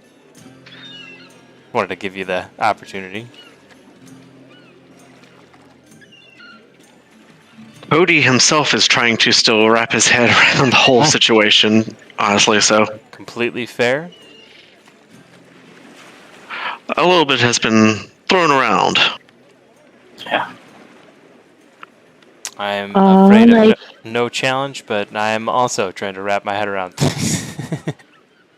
Yeah, the Gragas Locket question is a really good one. It is an excellent one, and I want to have a very thoughtful and, of course, appropriate answer for you. So I'm gonna take my time with that one, and that will probably set the tone for several questions to come as well. But an excellent kind of temporal anomaly question. I'm leaning towards the fact that Solitude has it on her person. It was given to her in the past. She took it with her into the future, which would be his future, right? Mm-hmm. And I'm still confused. I'm a fan of he wouldn't have that, and she would theory have. that Steve had a long time ago. We were talking about something along those lines where The past basically just rewrites itself to make the new present make sense. Yeah, I want to say that Gragas randomly lost his locket a long time ago. How Solitude has it, we don't know. I want to say that clicks on like so many levels. So the things that changed with like inanimate objects, so to speak, have certainly stayed the same. So like Rock's clothing being different to Gragas. Gragas is like, no, that's what you were always wearing the whole day. You're crazy. Except that complicates things with Kaboot's head. Just walking around, just dies. Or he looks different now. Oh no! Well, to be clear, don't expand upon this too deeply. This only affects you, so because it affects Solitude, being the locket affects Solitude, was on her per person. I like it. Yeah. This affects just her. It's not going to affect everybody that was around you and everything that happened in the past, and all of a sudden, Kaboot just no longer has a fucking head. So what I'm hearing is no one's going to suddenly have a random child, or one of us is not doing flashbacks. I'll give you just this last piece of information. You felt a certain touch before that blackout. You felt a certain connection to all of the Secret Six. Almost as though you had gathered around, and this is going to sound a little bit lame, but Kumbaya held hands. You felt the energy, love, trust, distrust between one another. Whatever keeps you guys connected, you felt that. Just before you blacked out. And none of you, in your own minds, have any knowledge of what that could have been. So it must have been someone or something else that suddenly connected you all just before Tiras pressed that button. And that is why you were able to move back with her. Because you had a physical connection to Tiras. So things that didn't have a physical connection to Tiras, Gragas, Kaboot, they're stuck in their own time stream. And they also were nowhere near you when that thing was pressed either, so it probably doesn't have any relevance. Hey. Kronos has got some fucking things to answer for here. Kronos, master of all time. I imagine Kronos probably wants to have some words with Tyr. Who? Yeah. Who do you think you are? Pronepsis.